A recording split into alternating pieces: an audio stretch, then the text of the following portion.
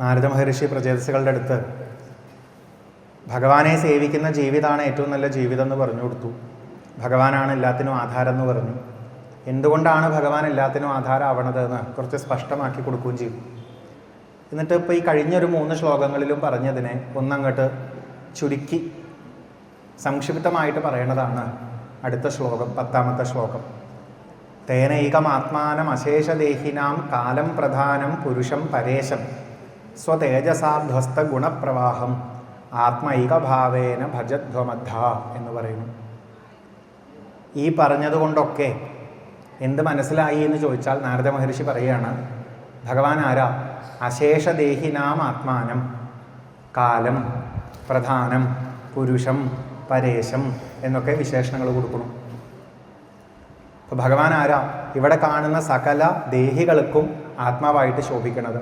ഇവിടെ എന്തൊക്കെ വിവിധ ശരീരങ്ങൾ നമ്മൾ കാണുന്നുണ്ടോ ആ ശരീരം മുഴുവൻ വർക്ക് ചെയ്യണത് അതിൽ ആത്മസാന്നിധ്യമായിട്ട് ഭഗവാനുള്ളത് കൊണ്ടാണ്. എല്ലാത്തിലും ആത്മാവായിട്ടിരിക്കണമെന്ന് മാത്രമല്ല, പുറമേ എല്ലാത്തിനെയും നിയന്ത്രിക്കുന്ന രീതിയിൽ, എല്ലാത്തിനും മാറ്റം വരുന്ന രീതിയിൽ കാലം എന്നുള്ള ഭാവത്തിൽ ശോഭിക്കുന്നതും ഈശ്വരൻ തന്നെയാണ്. നമ്മൾ നോക്കുമ്പോൾ മണ്ണിൽ നിന്നാണ് പകലതും ഉണ്ടാവണത് എന്നൊക്കെ കാണണമെന്നുണ്ടെങ്കിൽ ഈ മണ്ണായിരിക്കുന്ന, ഇതിനൊക്കെ ആധാരമായിരിക്കുന്ന പ്രധാനവും ഭഗവാനാണ് എന്ന് സൂചിപ്പിക്കുന്നു. പ്രധാനം എന്നുള്ള വാക്കൊക്കെ എപ്പോഴും ഇവർ ഉപയോഗിക്കുന്നത് എപ്പോഴാണ് ചോദിച്ചാൽ എന്തിൽ നിന്നുണ്ടായി എന്ന് കാണിച്ചു തരാൻ വേണ്ടിയിട്ടാണ്. ഇപ്പം നമ്മളൊരു സംഭവത്തെ പറ്റി ചോദിക്കുമ്പോൾ കുറേ ചോദ്യങ്ങൾ ചോദിക്കാം. ഈ നമ്മുടെ മുന്നിൽ ഈ ലോകമുണ്ട്, നമ്മളടക്കമുള്ള എല്ലാം ഉണ്ട്. ഇത് ആരിൽ നിന്നുണ്ടായി, എങ്ങനെ ഉണ്ടായി, ഇതുണ്ടായി കഴിഞ്ഞിട്ട് ഇതിൻ്റെ ഒരു സ്വരൂപം എന്താ, ഇങ്ങനെയൊക്കെ നമുക്ക് ചോദ്യങ്ങൾ ചോദിക്കാം. അപ്പം അതിനനുസരിച്ചാണ് പറയണത്, പുറമേ നിന്ന് കൺട്രോൾ ചെയ്യുന്ന കാലം ഭഗവാനാണ്. എന്തൊന്നിൽ നിന്നെല്ലാം ഉണ്ടായി ചോദിച്ചാൽ അതിനൊരു ഉപാദാന കാരണമായിട്ട് ശോഭിക്കുന്നതും ഭഗവാനാണ്. ഉണ്ടായിക്കഴിഞ്ഞ് എല്ലാത്തിലും ആത്മാവായിട്ട് ഇരിക്കുന്നതും ഭഗവാൻ തന്നെയാണ്. ഇതിനാ ഉദാഹരണം എടുത്താൽ ക്ലിയർ ആവും. ഇപ്പോൾ സ്വർണം കൊണ്ട് ആഭരണം ഉണ്ടാക്കുക, അല്ലെങ്കിൽ മണ്ണ് കൊണ്ട് പാത്രം ഉണ്ടാക്കുക. പാത്രത്തിൻ്റെ ഒരു കാരണം മണ്ണാണ്, മറ്റേ കാരണം ആരാണോ മണ്ണ് ഉപയോഗിച്ച് പാത്രത്തെ ഉണ്ടാക്കിയത് ആ വ്യക്തിയും ഒരു കാരണമാണ്. ഈ രീതിയിൽ 2-3 കാരണങ്ങളെ പറ്റിയിട്ടൊക്കെ പണ്ടുള്ളവരിങ്ങനെ പറയും. സ്വർണത്തിനാണെങ്കിലോ വളയുടെ കാരണം എന്താ ചോദിച്ചാൽ ഒരു കാരണം സ്വർണ്ണമാണ്, രണ്ടാമത്തെ കാരണം ആരാണോ ആ സ്വർണത്തെ വളയാക്കി മാറ്റിയത് അയാളാണ്. അപ്പോൾ ഈ ലോകത്തിന് നമ്മൾ കാരണങ്ങൾ നോക്കുമ്പോൾ ഇതേപോലെ 2 കാരണങ്ങൾ മിനിമെങ്കിലും നമുക്ക് വേണം. ഒന്ന്, എന്ത് സാധനമാണ് ലോകമായി മാറിയത്, 2 ആരാണ് ഇതിനെ മാറ്റിയത്. ഇത് രണ്ടും നമുക്ക് അറിയേണ്ടി വരും. പ്രധാനം എന്നുള്ള വാക്ക് ഉപയോഗിക്കുന്നതിലൂടെ ഭഗവാൻ തന്നെയാണ് ഈ കാണുന്ന വൈവിധ്യമായി മാറിയത് എന്ന് പറയും. കാലം എന്നുള്ള വാക്ക് ഉപയോഗിക്കുന്നതിലൂടെ ഭഗവാൻ തന്നെയാണ് ഇതിനെ ഇതാക്കി മാറ്റിയത് എന്നും പറയും. ഇപ്പം നമ്മുടെ പൂർവികർ പറയുന്ന ഒരു രീതി എന്താ വെച്ചാൽ ഭഗവാൻ തന്നെ, ഭഗവാനിൽ തന്നെ, ഭഗവാനെ കൊണ്ട് തന്നെ ഭഗവാനാകുന്ന സൃഷ്ടി ചെയ്തതാണ് ഈ പ്രപഞ്ചം എന്നാണ് പറയുക. അതാണ് ആത്മന്യ ആത്മന ആത്മാനം സംയച്ഛതിച്ച പാതിച്ച എന്ന് പറയാം. മറ്റുദാഹരണങ്ങളിലൊന്നും ഇത് ക്ലിയർ അല്ല. മണ്ണിൽ വെച്ച് തന്നെ, മണ്ണ് കൊണ്ട് തന്നെ മണ്ണാകുന്ന പാത്രം ഉണ്ടാക്കാൻ പറ്റും. പക്ഷേ ഉണ്ടാക്കിയ ഒരാൾ വേറെ ഉണ്ടാവും. ശരിയല്ലേ? മണ്ണിൽ വെച്ച് മണ്ണ് കൊണ്ട് പാത്രം ഉണ്ടാക്കാം. പാത്രം എന്തുതന്നെയാണെന്ന് പറയാം, മണ്ണ് തന്നെയാണെന്ന് പറയാം. പക്ഷെ അപ്പോഴും ഇതെല്ലാം മണ്ണാണെങ്കിലും ഉണ്ടാക്കിയ ആൾ എന്നുള്ള നിലയ്ക്ക് ഒരാൾ പുറത്തു വരും. ചിലന്തി ആണെങ്കിലോ താൻ തന്നെ, തന്നെ കൊണ്ട് തന്നെ, തന്നിൽ തന്നെയെന്നും വേണമെങ്കിൽ പറയാം. പക്ഷേ ഉണ്ടായിക്കഴിഞ്ഞതൊക്കെ താൻ തന്നെയാണോ ചോദിച്ചാൽ അവിടെ ഒരു ഇത്തിരി ചെറിയൊരു കുഴപ്പങ്ങൾ വരും എന്ന് മാത്രമേ ഉള്ളൂ. പക്ഷെ എന്നാലും അത് ഏകദേശം കറക്റ്റാണ്. അപ്പം അതേപോലെയാണ് നമുക്ക് പറഞ്ഞു തരുന്നത്, ഈശ്വരനിൽ തന്നെ ഈശ്വരനെ കൊണ്ടുണ്ടാക്കുന്ന സൃഷ്ടിയാണ് ഇത്. ഇതെന്തായി എന്താണ് ഇപ്പം ഇതിങ്ങനെ കാണുന്നതെന്ന് ചോദിച്ചാൽ അതും ഈശ്വരൻ തന്നെയാണ് എന്ന് പറയേണ്ടി വരും. നമ്മൾ നമ്മുടെ ഉള്ളിൽ തന്നെ നമ്മളെ കൊണ്ട് തന്നെ സ്വപ്നം ഉണ്ടാക്കണു. ആ സ്വപ്നമായി ഇരിക്കുമ്പോഴും വർക്ക് ചെയ്യണത് എന്താ ചോദിച്ചാൽ ബോധം മാത്രമാണ്. ഒറ്റ വാക്കിൽ പറഞ്ഞാൽ ബോധം തന്നെ, ബോധത്തിൽ തന്നെ, ബോധത്തെ കൊണ്ട് തന്നെ ബോധമാകുന്ന സൃഷ്ടി ചെയ്യണതിനെയാണ് നമ്മൾ എന്ത് വിളിക്കണത്? സ്വപ്നം എന്ന് വിളിക്കണത്. ഇതേപോലെ ഒരു വലിയ ബോധം, ആ ബോധത്തിൽ തന്നെ, ആ ബോധത്തെ കൊണ്ട് തന്നെ ആ ബോധമാകുന്ന ഒരു സൃഷ്ടി ചെയ്തിരിക്കുന്നതാണ് ഈ കാണുന്ന പ്രപഞ്ചം എന്ന് പറയും. ബോധം എന്നുള്ള വാക്ക് മാറ്റി ഈശ്വരനാക്കിയാൽ മതി. ഇനി എല്ലാതരം ശക്തികളുടെയും ആധാരമായിരിക്കണം ഈശ്വരൻ എന്ന് വിചാരിച്ചാൽ മതി. അപ്പം അതുകൊണ്ട് ഈശ്വരനാണ് കാലം, ഈശ്വരനാണ് പ്രധാനം, ഈശ്വരൻ തന്നെയാണ് സകലതിലും ആത്മാവായും ശോഭിക്കുന്നത്. പക്ഷെ നമുക്കിത് മൂന്നും വേറെ ആയിട്ടല്ലേ കാണുന്നത്? നോക്കി നോക്കൂ. നമ്മുടെ യഥാർത്ഥ സ്വരൂപം ഞാൻ വേറെ, നമ്മൾ ഈ കാണുന്ന പ്രപഞ്ചം, ഇവിടുത്തെ പ്രകൃതി ശക്തികൾ, നമ്മുടെ നിലനിൽപ്പിന്, നമുക്ക് ഈ ശരീരമായി മാറുന്നതിനൊക്കെ വഴിയൊരുക്കുന്ന ഇവിടെ കിട്ടുന്ന പോഷകാഹാരങ്ങളടക്കം സകല സാധനങ്ങൾ, ഈ പ്രകൃതിയൊക്കെ വേറെ, ഇതിനെ മുഴുവൻ കൺട്രോൾ ചെയ്യുന്ന കാലവും വേറെ. ഇത് മൂന്നും നമുക്ക് വേറെ ആയിട്ടാണ് തോന്നുന്നത്. പക്ഷെ കാലമായിരിക്കുന്നതും ആരാണ്? ഈശ്വരനാണ്. നമ്മളിൽ ആത്മാവായിരിക്കുന്നതും ഈശ്വരനാണ്. ഇവിടെ കാണുന്ന ഈ പ്രകൃതി ആയിട്ടിരിക്കുന്നതും ഈശ്വരനാണ്. പണ്ടുണ്ടായിരുന്ന പല ദർശനങ്ങളിലും എല്ലാം ഉണ്ടായി വരുന്ന പ്രകൃതി വേറെയും ഉണ്ടാക്കുന്ന ഈശ്വരൻ വേറെയും ഉണ്ടാക്കപ്പെട്ട ലോകം ഇതിന്നൊക്കെ മാറി നിൽക്കുന്നതായിട്ടും ഒക്കെ മറ്റ് പല രീതികളിലും വ്യാഖ്യാനിക്കും. പക്ഷെ നമ്മുടെ പൂർവികരുടെ അദ്വൈത വേദാന്തത്തിൻ്റെ ഒരു രീതി അനുസരിച്ച് എങ്ങനെയാ ചോദിച്ചാൽ ഈശ്വരൻ തന്നെയാണ് ഈ കാണുന്ന രീതിയിൽ എല്ലാമായി നിൽക്കുന്നത്. അപ്പം അതിനുപയോഗിക്കുന്ന വാക്കുകളാണ് ഇതെല്ലാം. കാലം, പ്രധാനം, പുരുഷം, പരേശം. പരേശം എന്നൊക്കെ പറയുമ്പോഴേക്കും എന്താ വെച്ചാൽ ഭഗവാൻ തന്നെ ഭഗവാനിൽ തന്നെ ഭഗവാനെ കൊണ്ട് തന്നെ ഭഗവാനാകുന്ന സൃഷ്ടി ചെയ്തിട്ട് എന്നിട്ട് അതിനെ പുറത്തുനിന്ന് കൺട്രോളും കൂടെ ചെയ്യുന്ന, ഇതിൽ നിന്ന് പരനായിട്ട് നിൽക്കണു എന്നുള്ള അർത്ഥത്തിൽ. ഏതുപോലെ ചോദിച്ചാൽ നമ്മൾ അറിഞ്ഞുകൊണ്ട് സ്വപ്നം കാണാറില്ലേ? ഇല്ലേ? മറന്നുപോയിട്ട് മാത്രമേ സ്വപ്നം കാണാറുള്ളൂ, അറിഞ്ഞുകൊണ്ട് സ്വപ്നം കാണാറുള്ളൂ അല്ലേ? അപ്പം നമ്മൾ തന്നെ ഇവിടെയാണ് ഇരിക്കുന്നത് എന്ന് അറിഞ്ഞാലും നമുക്ക് വേണമെങ്കിൽ എന്ത് ചെയ്യാം? നമ്മുടെ ഉള്ളിലൊരു മായാലോകം ഉണ്ടാക്കാം. ആ ഉണ്ടാക്കുന്ന സമയത്തുള്ള നമ്മുടെ അവസ്ഥ ഒന്ന് ആലോചിച്ച് നോക്കൂ. ആരാ സ്വപ്നം ഉണ്ടാക്കിയത്? നമ്മൾ. എവിടെ ഉണ്ടാക്കിയത്? നമ്മളിൽ തന്നെ. നമ്മളിൽ തന്നെ എന്ന് പറഞ്ഞാൽ മതി. എന്തുകൊണ്ടാണ് ഉണ്ടാക്കിയത്? വേറെ എന്തെങ്കിലും സാധനങ്ങളെ കൊണ്ടാണോ നമ്മളെ കൊണ്ട് തന്നെയാണോ? നമ്മളെ കൊണ്ട് തന്നെയാണ്. എന്നിട്ട് എന്താ ഉണ്ടായത്? നമ്മളെന്തോ ഉണ്ടാക്കിയിട്ടുണ്ടാവാം. പക്ഷെ എന്തുണ്ടാക്കി കഴിഞ്ഞാലും ആ സാധനങ്ങളൊക്കെ ശരിക്കും ഉണ്ടായിട്ടോ ചോദിച്ചില്ല. അത് എവിടെയാണ് നിൽക്കുന്നത്? നമ്മുടെ ഉള്ളിൽ തന്നെയാണ്. എന്നിട്ടോ ഇങ്ങനെ ഉണ്ടാക്കിയിട്ട് ആ സ്വപ്നത്തെ കണ്ടുകൊണ്ട് പുറത്ത് നോക്കിയിരിക്കുന്നതും ആരെന്നെയാണ്? നമ്മൾ തന്നെയാണ്. ഇതുപോലെ കാലമായും പ്രധാനമായും പരേശനായും അശേഷദേഹിനാം ആത്മാവായിട്ടും ഒക്കെ ശോഭിക്കുന്നത് ആരാണ്? ഈശ്വരനാണ്. അപ്പോൾ ഈ കഴിഞ്ഞ ഉദാഹരണങ്ങളിലൂടെയൊക്കെ ഇതാണ് പറയാൻ ഉദ്ദേശിച്ചത് എന്നാണ് നാരദ മഹർഷി തൽക്കാലം ഇവിടെ സൂചിപ്പിക്കുന്നത്. ഇപ്പോൾ സൂര്യൻ്റെ ഉദാഹരണം പറഞ്ഞ്, ഭൂമിയിൽ നിന്ന് തന്നെ എല്ലാം ഉണ്ടായി കൂടണമെന്ന് പറഞ്ഞ്, സവിതുരി യഥാ പ്രഭ എന്ന് പറഞ്ഞ്, അങ്ങനെയൊക്കെ കുറേ സൂചിപ്പിച്ചില്ലേ? ആകാശത്തിൻ്റെ ഉദാഹരണമൊക്കെ പറഞ്ഞ്. ഇതുകൊണ്ടൊക്കെ പറയാൻ ഉദ്ദേശിച്ചത് ഭഗവാനിൽ നിന്നാണ് എല്ലാം ഉണ്ടാവണത്, ഭഗവാൻ തന്നെയാണ് ഇതെല്ലാം, ഭഗവാൻ തന്നെയാണ് ഇതൊക്കെ പുറത്തുനിന്ന് കൺട്രോൾ ചെയ്യുന്ന കാലമായിട്ട് ശോഭിക്കുന്നത് എന്നൊക്കെ പറയാൻ വേണ്ടിയിട്ടാണ്. ഏക കാരണമായിട്ടാണ് ഇതിൽ നിന്നൊക്കെ ഭഗവാനിലേക്ക് പോണത്. മറ്റേത് നമ്മൾ ആ സ്വർണത്തിൻ്റെ കാര്യം അല്ലെങ്കിൽ മണ്ണിൻ്റെ കാര്യം നോക്കുമ്പോൾ നമുക്ക് രണ്ട് കാരണങ്ങളെങ്കിലും മിനിമം വേണമെന്ന് തോന്നിയില്ലേ? ഒന്ന് സ്വർണ്ണ ആഭരണങ്ങളായി മാറിയ ശരിക്കുള്ള സ്വർണവും, രണ്ട് മാറ്റിയ സ്വർണ്ണപ്പണിക്കാരും. ഇപ്പം ലോകത്തിനും അങ്ങനെ രണ്ട് കാരണങ്ങൾ വേണമെന്ന് തോന്നും. പക്ഷെ ആ രണ്ട് കാരണവും വാസ്തവത്തിൽ ആര് തന്നെയാണ്?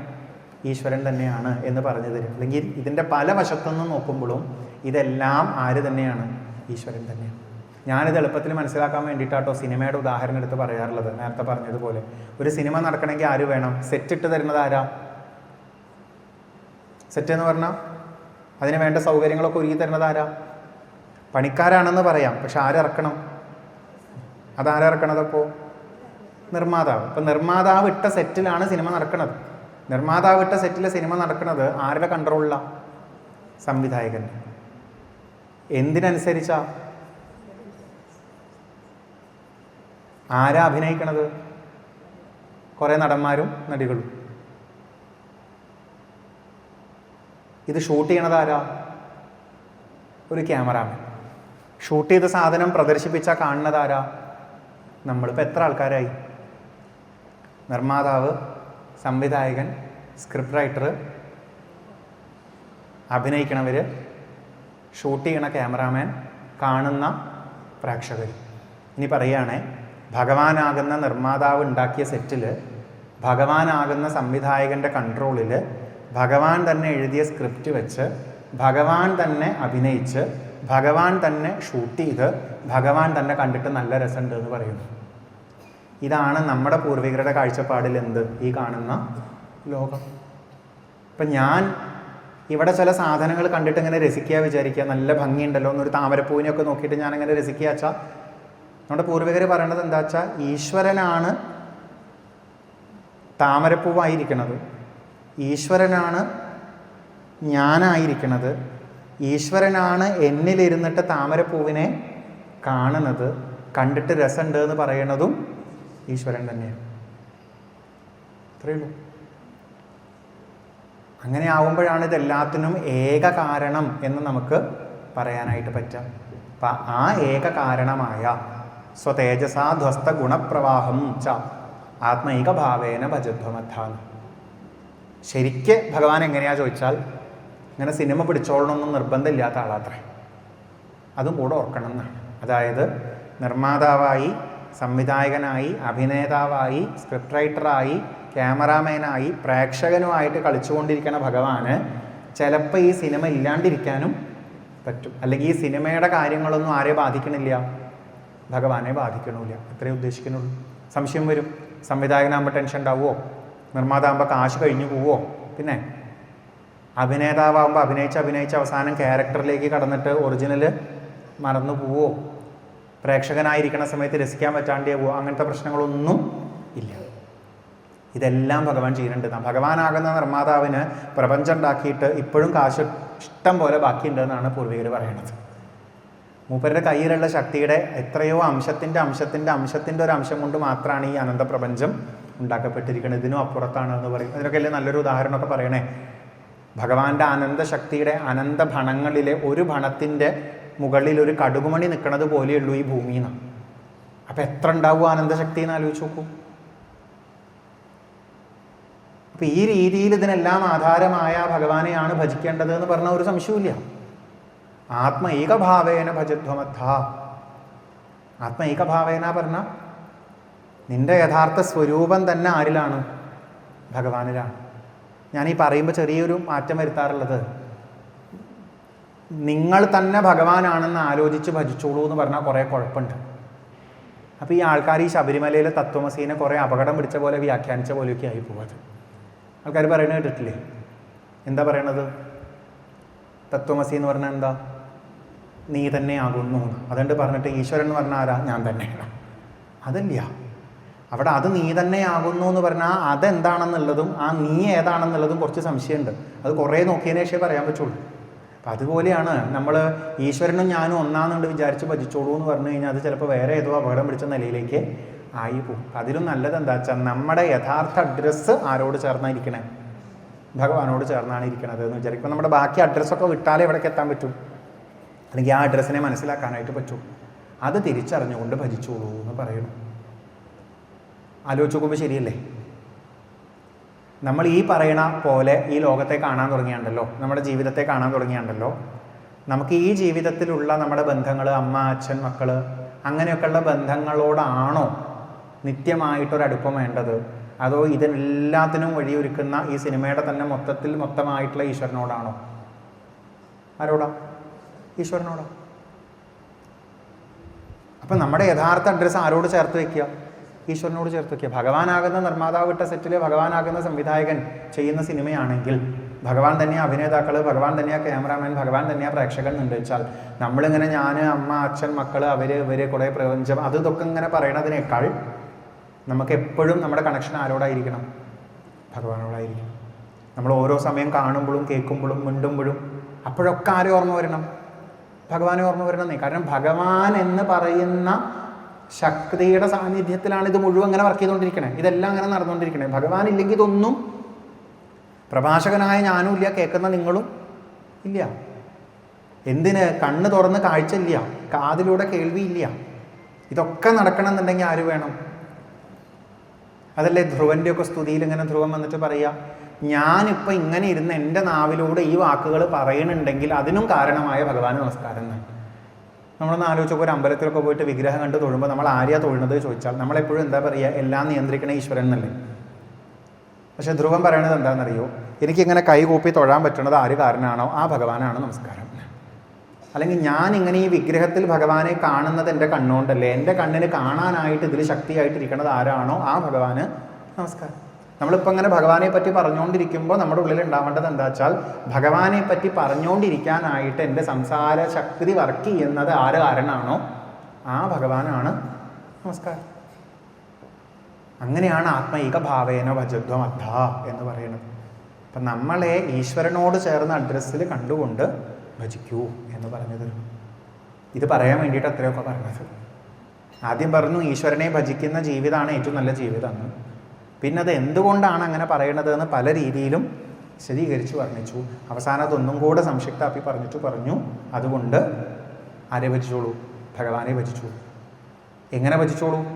ആദ്യമൊക്കെ പറയുമ്പോൾ ചിലപ്പോൾ സംശയം തോന്നും, എല്ലാം നിയന്ത്രിക്കുന്ന ആൾ ഈശ്വരനായതുകൊണ്ട് ഭജിച്ചോളൂ എന്നാണ് പറയണത്. ഇവിടെ എത്തുമ്പോഴേക്കും ക്ലിയർ ആയിട്ടുണ്ട്. അങ്ങനെയല്ല, ഇതിൻ്റെ മുഴുവൻ സകല അഡ്രസ്സും ആരിലാണ്? ഭഗവാനിലാണ്. അതുകൊണ്ട് ഭഗവാനെ ഭജിച്ചോളൂ എന്നാണ് പറയണത്. ഇനി എങ്ങനെ ഭജിക്കണം എന്നാണ് കാണിച്ചിരുന്നത്. അപ്പം ആദ്യം പറഞ്ഞത് എന്താ? ഈശ്വരനെ സേവിക്കണതാണ് നല്ലത് എന്ന് പറഞ്ഞു. കാരണം എന്താന്ന് പറഞ്ഞു. അവസാനം ഒന്നും കൂടെ കൺക്ലൂഡ് ചെയ്തിട്ട് പറഞ്ഞു ഈശ്വരനെ സേവിച്ചോളൂ, ഈ രീതിയിൽ സേവിച്ചോളൂ എന്ന് പറഞ്ഞു. ഇനി അടുത്തത് സേവിക്കാനുള്ള മാർഗ്ഗമാണ് പറഞ്ഞിരുന്നത്. വളരെ ചെറിയൊരു ശ്ലോകം, 3 കാര്യം സിമ്പിളായിട്ട് പറഞ്ഞിരുന്നു. ഇത് ചെയ്ത് ജീവിതത്തിൽ പ്രാക്ടീസ് ചെയ്ത് പോവുകയാണെങ്കിൽ നിങ്ങൾക്ക് ഇത്രയും നേരം നമ്മൾ പറഞ്ഞത് എന്താണോ അതിങ്ങനെ പറഞ്ഞുകൊണ്ടിരിക്കലല്ലാണ്ട് ജീവിതത്തിൽ ശരിക്കും നല്ല പോലെ ഉൾക്കൊള്ളാനും അനുഭവിക്കാനും പറ്റും എന്നാണ് പറഞ്ഞിരുന്നത്. അപ്പം എന്താ 3 കാര്യങ്ങൾ ചോദിച്ചാൽ, 1 ദയയാ സർവഭൂതേഷു, 2 സന്തുഷ്ടിയാ ഏന കേനവ, 3 സർവേന്ദ്രിയോപശാന്തിയാച്ച. ഈ 3 ഉണ്ടായിക്കഴിഞ്ഞാൽ ജനാർദ്ദന ആശു തുഷ്യതി എന്ന് പറയുന്നു. ഈശ്വരൻ പ്രസാദിക്കും എന്ന് പറയാം. ഈശ്വരനെ സേവിക്കാനാണല്ലോ ശ്രമിക്കണേ. ഇതിനെല്ലാത്തിനും ആധാരമായിട്ടുള്ള ഈശ്വരനെ അറിയാനാണല്ലോ ശ്രമിക്കണത്. ഈ 3 വഴിയും പ്രാക്ടീസ് ചെയ്ത് കഴിഞ്ഞാൽ ഈശ്വരൻ നമ്മളിൽ പ്രസാദിക്കും എന്ന് പറയുന്നതിൻ്റെ അർത്ഥം ആ ഈശ്വരൻ നമുക്ക് വെളിപ്പെട്ട് കിട്ടും എന്നാണ്. അല്ലെങ്കിൽ ആ ഈശ്വരനെ നമുക്ക് തെളിഞ്ഞറിയാൻ പറ്റും എന്നാണ് പറയുന്നത്. അപ്പോൾ ജീവിതത്തിൽ ഈ 3 ഒന്ന് പ്രാക്ടീസ് ചെയ്ത് നോക്കിയാൽ മതിയാണ്. അപ്പോൾ ഈശ്വരനെ അറിയാം, സത്യം എന്താണെന്ന് അറിയാം, ജീവിത യാഥാർത്ഥ്യം അറിയാം എന്ന് പറഞ്ഞിരുന്നു. അതായത് നമ്മൾ ഈ പുസ്തകങ്ങളൊക്കെ ഇങ്ങനെ പഠിച്ചു പോയി കഴിഞ്ഞാലും നമുക്കിത് എന്തുകൊണ്ടാണ് അനുഭവമാവാത്തേ ചോദിച്ചാൽ, എവിടെയോ ഈ 3 സാധനങ്ങളുടെ പ്രാക്ടീസ് കുറവുള്ളതുകൊണ്ടാണ്. പക്ഷേ ഈ 3 സാധനങ്ങളുടെ പ്രാക്ടീസ് നമ്മൾ നടത്തി പോവുക വിചാരിക്കുക, പുസ്തകം ഇല്ലാണ്ട് തന്നെ നമ്മൾ പഠിക്കും. അതാണ് ഏറ്റവും രസം. പിന്നെ നോക്കുമ്പോണ്ടല്ലോ, എനിക്ക് മനസ്സിലായ കാര്യം തന്നെയാണല്ലോ പുസ്തകത്തിൽ എഴുതിയിരിക്കണേന്ന് മനസ്സിലാവും. അതാണ് വിഷയം. കാരണം നമ്മൾ ഈ വായിക്കുന്ന ഭാഗവതാദി ഗ്രന്ഥങ്ങളൊക്കെ ഇല്ലാത്തൊരു കാലം ഉണ്ടാവില്ലേ? ഇല്ലേ? ഭാഗവതം രചിച്ച ആൾ ഭാഗവതം വായിച്ചിട്ടാണോ എഴുതിയിട്ടുണ്ടാവുക? അല്ല. അപ്പം അദ്ദേഹം ഭാഗവതം എഴുതിയിട്ടുണ്ടെങ്കിൽ അദ്ദേഹത്തിന് ഈ ആശയങ്ങൾ ആദ്യമേ എവിടുന്നോ കിട്ടിയിട്ടുണ്ട്. അദ്ദേഹം അത് നിരീക്ഷിച്ച് പഠിച്ചിട്ടുള്ളതാണ്. ശ്രദ്ധിച്ച് നോക്കിയാൽ മനസ്സിലാവണ കാര്യമുണ്ട്. ആ മനസ്സിലാവണ കാര്യത്തെ ശ്രദ്ധിച്ച് നോക്കാൻ പറ്റാത്തവർക്ക് വേണ്ടി എഴുതി തന്നതാണ്. ശ്രദ്ധിച്ച് നോക്കണവർക്ക് ഈ എഴുതി തന്നത് വായിക്കാണ്ട് എന്നെ ഈ ലോകത്തെ ശ്രദ്ധിച്ച കാര്യങ്ങളൊക്കെ മനസ്സിലാവും. 24 ഗുരുക്കന്മാരുടെ അവിടെ അതല്ലേ പറയണേ. ഉദ്ധവൻ കൃഷ്ണനെ വിടണില്ല. ആദ്യം പറഞ്ഞു പേടിയല്ലാത്ത നിലയിലേക്ക് എത്തിച്ചേരണം. അപ്പോൾ കൃഷ്ണൻ പറഞ്ഞു, ഉദ്ധവ അതിന് ഞാൻ വേണ്ട ആവശ്യമൊന്നുമില്ല, ഉദ്ധവൻ ഒറ്റയ്ക്ക് ശ്രമിച്ചാൽ പറ്റുന്നു. അപ്പോൾ ഉദ്ധവൻ വന്നിട്ട് പറഞ്ഞു എന്നെ കൊണ്ട് ഒറ്റയ്ക്ക് പറ്റില്ല എന്ന് പറഞ്ഞു. അപ്പോൾ പറഞ്ഞു മനുഷ്യർക്ക് ഒറ്റയ്ക്ക് നല്ലോണം പറ്റിയ ആൾക്കാരുണ്ട് എന്ന് പറഞ്ഞിട്ട് കാണിച്ചു കൊടുക്കുക ചെയ്തു. അപ്പോഴാണ് ഒരു യദു കണ്ട അവധൂതനെ പറ്റി പറയണതും. അവധൂതൻ പറയണത് എന്താ? ഇത് എവിടുന്നാ പഠിച്ചത് ചോദിച്ചപ്പോൾ ഞാൻ നിരീക്ഷിച്ച് പഠിച്ചതാണ് എന്നും പറയുന്നു. അപ്പം അതിൽ പറയുന്ന കാര്യങ്ങളൊക്കെ നമ്മൾ ചിലപ്പോൾ പുസ്തകത്തിലാവും പഠിച്ചിട്ടുണ്ടാവുക, പക്ഷെ അദ്ദേഹം അത് നിരീക്ഷിച്ചിട്ടാണ് പഠിച്ചത്. ഇത് 3 പ്രാക്ടീസ് ചെയ്ത് കഴിഞ്ഞാൽ നമുക്ക് സ്വയമേവ ഈ ജീവിതത്തെ ഈ പറഞ്ഞ രീതിയിൽ തന്നെ അനുഭവിക്കാൻ പറ്റണതേ ഉള്ളൂ. രണ്ടുമുണ്ട്. അറിഞ്ഞാലേ ഇങ്ങനെ ചെയ്യാൻ പറ്റൂ, ഇങ്ങനെ ചെയ്താലേ കൂടുതൽ അറിയാനും പറ്റും. അതാണ് വ്യത്യാസം. ഒരു ഈ പറഞ്ഞ 3 സാധനങ്ങൾക്കും 2 സ്റ്റെപ്പ് ഉണ്ടെന്നും കൂടെ വിചാരിച്ചു, അല്ലെങ്കിൽ 2 ലെവൽസ് ഉണ്ടെന്നും വിചാരിച്ചു. കുറച്ച് അറിവ് നേടിയതിന് ശേഷം ഇത് 3 പ്രാക്ടീസ് ചെയ്യുക.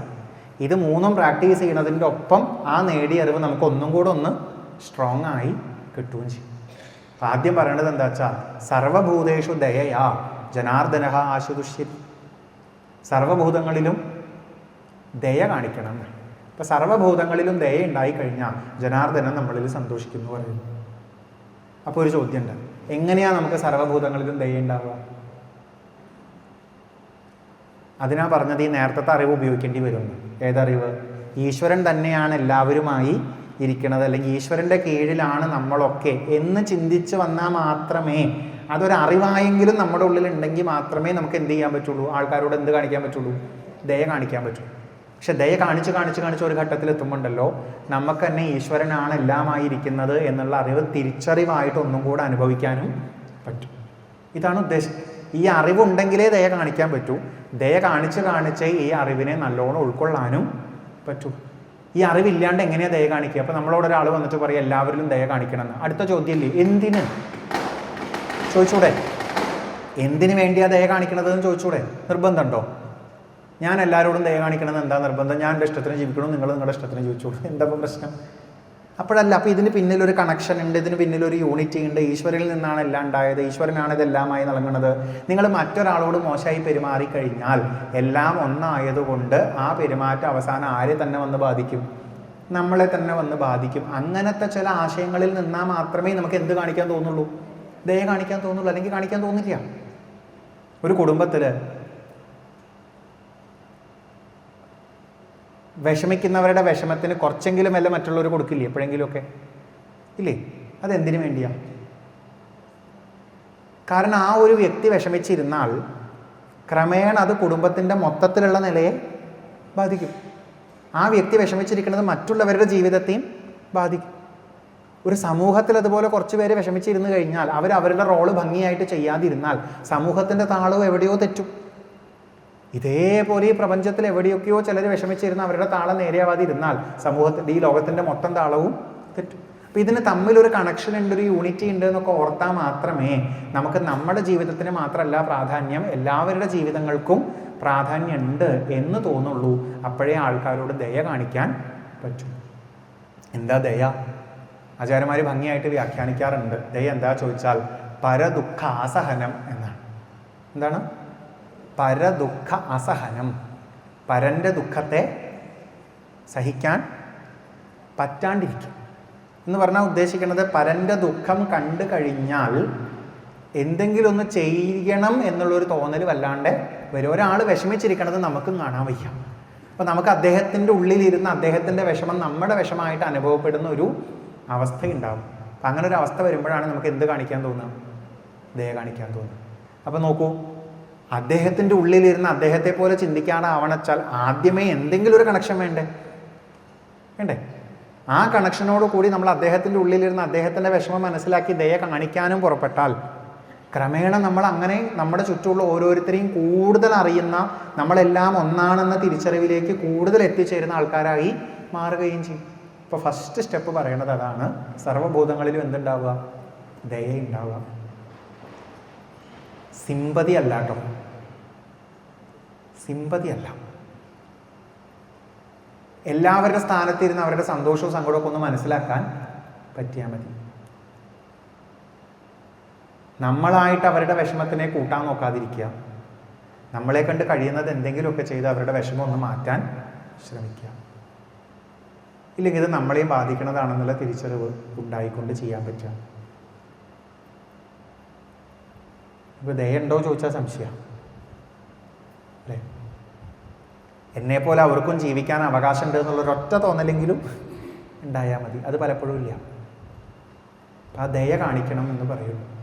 നമുക്ക് എപ്പോഴുള്ള ദയ എന്താ ചോദിച്ചാൽ ഈ റോട്ടിൽ കൂടെ പോകുമ്പോൾ ഇങ്ങനെ ഭിക്ഷ യാചിക്കണ കുട്ടികളെ കണ്ട അയ്യോ പാവെന്ന് തോന്നും. പിന്നെ ചെറുപ്പത്തിലെ അച്ഛനും അമ്മയും മരിച്ച കുട്ടികളെയൊക്കെ കണ്ട കുറച്ച് നേരത്തേക്ക് ഒരു ദയ്യൊക്കെ തോന്നും. പിന്നെ നമ്മുടെ ഇടയിൽ വല്ല വൈകല്യങ്ങളൊക്കെ ഉള്ള ആൾക്കാരെയൊക്കെ കണ്ട കുറച്ച് നേരത്തേക്ക് ഒരു ഇത്തിരി ദയ്യൊക്കെ തോന്നും. ദയ ആണോ ചോദിച്ചാൽ സംശയമാണ് അല്ലേ?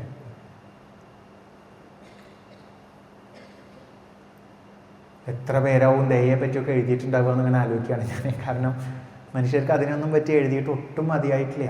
എത്രയോ പേര് എഴുതിയിട്ടുണ്ട്. ശ്രീനാരായണ ഗുരുദേവനൊക്കെ പറഞ്ഞത് എന്താ? ഒരു പീഡ എറുമ്പിനും വരുത്തരുത് എന്നുള്ള ഒരു അറിവോടുകൂടി വേണം ജീവിക്കാൻ എന്നാണ് പറഞ്ഞത്. അത്ര അങ്ങോട്ട് പോവും ദയ എന്ന് പറഞ്ഞാൽ.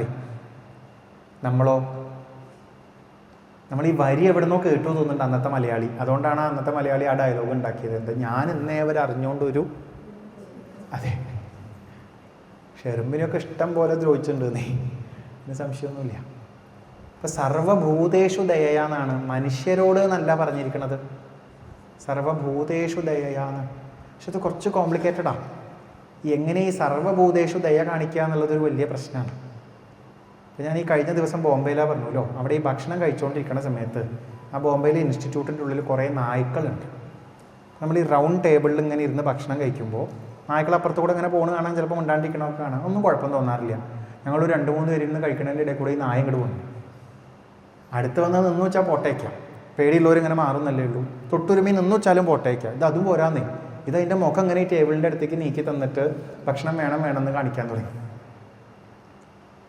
ദയയാ സർവഭൂതേഷു. അപ്പം എന്താ ഈ ദയ എങ്ങനെ നമ്മൾ കാണിക്കുക? നമ്മൾ മാക്സിമം അങ്ങനെ തൊടാണ്ട് വേദനിപ്പിക്കാണ്ടിരിക്കാൻ അങ്ങനെ നോക്കും. അപ്പോൾ അത് പ്ലേറ്റിലേക്ക് കയ്യൊക്കെ എടുത്ത് വെച്ചു. അപ്പോൾ എന്താ ചെയ്യുക? ദയയാ സർവഭൂതേഷു എന്താ ചെയ്യുക? അപ്പം നമ്മൾ പ്ലേറ്റ് എടുത്തിട്ട് അപ്പുറത്തേക്ക് നടന്നു. അപ്പോൾ അത് പിന്നാലെ വന്നു. നമ്മൾ പ്ലേറ്റ് മാറ്റി അത് മേലേക്ക് കൈ വയ്ക്കാൻ തുടങ്ങി. പിന്നെ ആകെ ഉണ്ടായ ദയ എന്താ വെച്ചാൽ, തൽക്കാലം നമ്മുടെ പ്ലേറ്റ് മാറ്റി മറ്റവൻ്റെ പ്ലേറ്റ് കാണിച്ചു കൊടുത്തിട്ട് നമ്മൾ ഇങ്ങോട്ട് മാറി. അപ്പോൾ പിന്നെ അവൻ്റെ പ്ലേറ്റിൻ്റെ പിന്നാലെ. അത് മാത്രമാണ് നമുക്ക് കാണിക്കാനുള്ള ദയയാ സർവഭൂതേഷു. ഇത് പ്രാക്ടിക്കലി വരുമ്പോൾ കുറേ കുഴപ്പങ്ങളുണ്ട്. അപ്പം നമുക്കിത് ദയ കാണിക്കണം എന്ന് പറഞ്ഞു കഴിഞ്ഞപ്പോൾ നമ്മളോട് ദയ കാണിക്കണോ അതോ അതെ സംശയം വരും. അതല്ലേ ഇന്നും വലിയ പ്രശ്നമായിട്ടിരിക്കണത്. തെരുവ് നായ്ക്കളെ ഉപദ്രവിക്കണോ ചോദിച്ചു കഴിഞ്ഞാൽ കുറേ ആൾക്കാർ വന്നിട്ട് എന്ത് പറയും? ഉപദ്രവിക്കരുത് പറയും. പക്ഷേ അതിൻ്റെ കടിയേറ്റൊരു കുട്ടിയുടെ അമ്മയെ സംബന്ധിച്ച് അതിനെങ്ങനെയെങ്കിലും മാറ്റണം. നമുക്കിത് അബ്സ്ട്രാക്റ്റായിട്ട് പറയാൻ വലിയ എളുപ്പമാണ്. എവിടെയോ ഇതിന് കുറച്ച് പ്രാക്ടിക്കൽ സെൻസ് നോക്കുമ്പോൾ ചിലപ്പോൾ കൊടുക്കേണ്ടടുത്ത് 2 കൊടുക്കേണ്ടി വരും എന്ന് തോന്നുന്നുണ്ട്. എന്നാൽ മാത്രമേ ഇത് മൊത്തം പ്രാക്ടീസ് ചെയ്യാൻ പറ്റുള്ളൂ. പക്ഷെ നമ്മുടെ ഉള്ളിൽ നമുക്കൊരു ആറ്റിറ്റ്യൂഡ് വയ്ക്കാം, എല്ലാത്തിനും ഇവിടെ ജീവിക്കാനുള്ള അവകാശം ഉണ്ട്. ചില സൊല്യൂഷൻ പെട്ടെന്ന് കണ്ടെത്താൻ പറ്റണതല്ല. ആ നായയ്ക്ക് അപ്പം ഭക്ഷണം കൊടുക്കണതല്ല ആത്യന്തികമായിട്ടുള്ള സൊല്യൂഷൻ. അപ്പം നമ്മൾ കൊടുത്താലും കൊടുത്തില്ലെങ്കിൽ ഈ പ്രശ്നം അവിടെ തന്നെ നിൽക്കും. അപ്പോൾ പിന്നെ എന്തെങ്കിലും ചെയ്യാൻ പറ്റണത് ഈ വല്ല വേസ്റ്റ് ഫുഡൊക്കെ കൊടുക്കുന്ന രീതിയിൽ നോക്കി, അല്ലെങ്കിൽ അവർക്കായിട്ട് വേറെ ഫുഡ് അങ്ങനെ എന്തെങ്കിലുമൊക്കെ ചെയ്തേ പറ്റൂ, അല്ലാണ്ട് ഇത് മാനേജ് ചെയ്യാൻ പറ്റില്ല. ഇപ്പം സർവഭൂതേഷു ദയ എന്ന് പറഞ്ഞാൽ സകല ഭൂതജാലങ്ങൾക്കും ഇവിടെ ജീവിക്കാനുള്ള അവകാശമുണ്ട്. നമ്മുടെ ജീവിതത്തിന് വേണ്ടി അവരെ നശിപ്പിക്കാനുള്ള അവകാശമൊന്നും നമുക്ക് ഇല്ല എന്നെങ്കിലും ഒന്ന് മനസ്സിലാക്കിയാൽ മതി. അത് ഓർത്തെങ്കിലും ഒന്ന് പെരുമാറാൻ പറ്റിയാൽ മതി. ഇപ്പോൾ എവിടെയോ നമ്മളെക്കാൾ അവർ ചെറുതല്ലാന്നും പുറമേയുള്ള വ്യത്യാസങ്ങൾക്കൊക്കെ അപ്പുറത്ത് നമുക്കൊക്കെ ഒരു കാര്യത്തിലെങ്കിലും ഒരു സമാനത ഉണ്ട് എന്നും മനസ്സിലാക്കിയാലല്ലേ ദയ കാണിക്കാൻ പറ്റുള്ളൂ. അതേപോലെ ദയ കാണിക്കും തോറുമാണ് നമ്മളൊക്കെ എത്രത്തോളം കണക്റ്റഡ് ആണ്, നമ്മളൊക്കെ എത്രത്തോളം ഒന്നാണെന്ന് നമുക്ക് കൂടുതൽ കൂടുതൽ മനസ്സിലാക്കാനും പറ്റുക. അപ്പം ആദ്യത്തെ സ്റ്റെപ്പായിട്ട് കാണിച്ചു തരുന്നത് എന്താ? സർവ്വഭൂതങ്ങളിലും ദയ. നിങ്ങൾക്ക് സത്യം പറഞ്ഞാൽ ഞാൻ ഈ ബ്രേക്കിന് മുമ്പത്തെ 3 ശ്ലോകവും പറഞ്ഞപ്പോൾ നല്ലോണം ബുദ്ധിമുട്ടാ തോന്നിയിട്ടുണ്ടാവില്ലേ? ഇല്ലേ? ഇനി സത്യം പറയൂ, ആ 3 ശ്ലോകം കേട്ടിരിക്കണതാണോ ബുദ്ധിമുട്ട്, അതോ സർവ്വഭൂതങ്ങളിലും ദയ കാണിക്കണതാണോ ബുദ്ധിമുട്ട്? ഏതാ ബുദ്ധിമുട്ട്? ഇത് നമ്മൾ ഈ കാലങ്ങളായിട്ട് പറയുന്ന സംഭവമാണ്. എന്താ വെച്ചാൽ ജ്ഞാനമാർഗം ബുദ്ധിമുട്ടാണ്. ഏത് മാർഗ്ഗമാണ് നല്ലത്? ഏത് മാർഗ്ഗമാണ് നല്ലത്? ഭക്തിമാർഗ്ഗമാണ് നല്ലത് എന്ന് പറയും. ശരിക്കും ഭക്തിമാർഗ്ഗമാണ് ബുദ്ധിമുട്ട്. ജ്ഞാനമാർഗ്ഗം ഇരുന്ന് വായിച്ച് പഠിച്ചാൽ പോരെ? ഭക്തിമാർഗ്ഗം ആകുമ്പോഴേക്കും അവർ പറയാൻ തുടങ്ങി തിതിക്ഷവഹ കാരുണികാഹ സുഹൃത സർവദേഹിന. ഇതൊന്നും എളുപ്പമല്ല. നമ്മളെന്താ വിചാരിച്ചു വെച്ചാൽ ഭക്തി എന്ന് പറയണതിൻ്റെ ഉള്ളിൽ നിന്ന് നമ്മളും കുറച്ച് അഡ്ജസ്റ്റ് ചെയ്തെടുത്തിട്ട് ദയ കാണിക്കണ്ട, സത്യം പറയണ്ട, പിന്നെ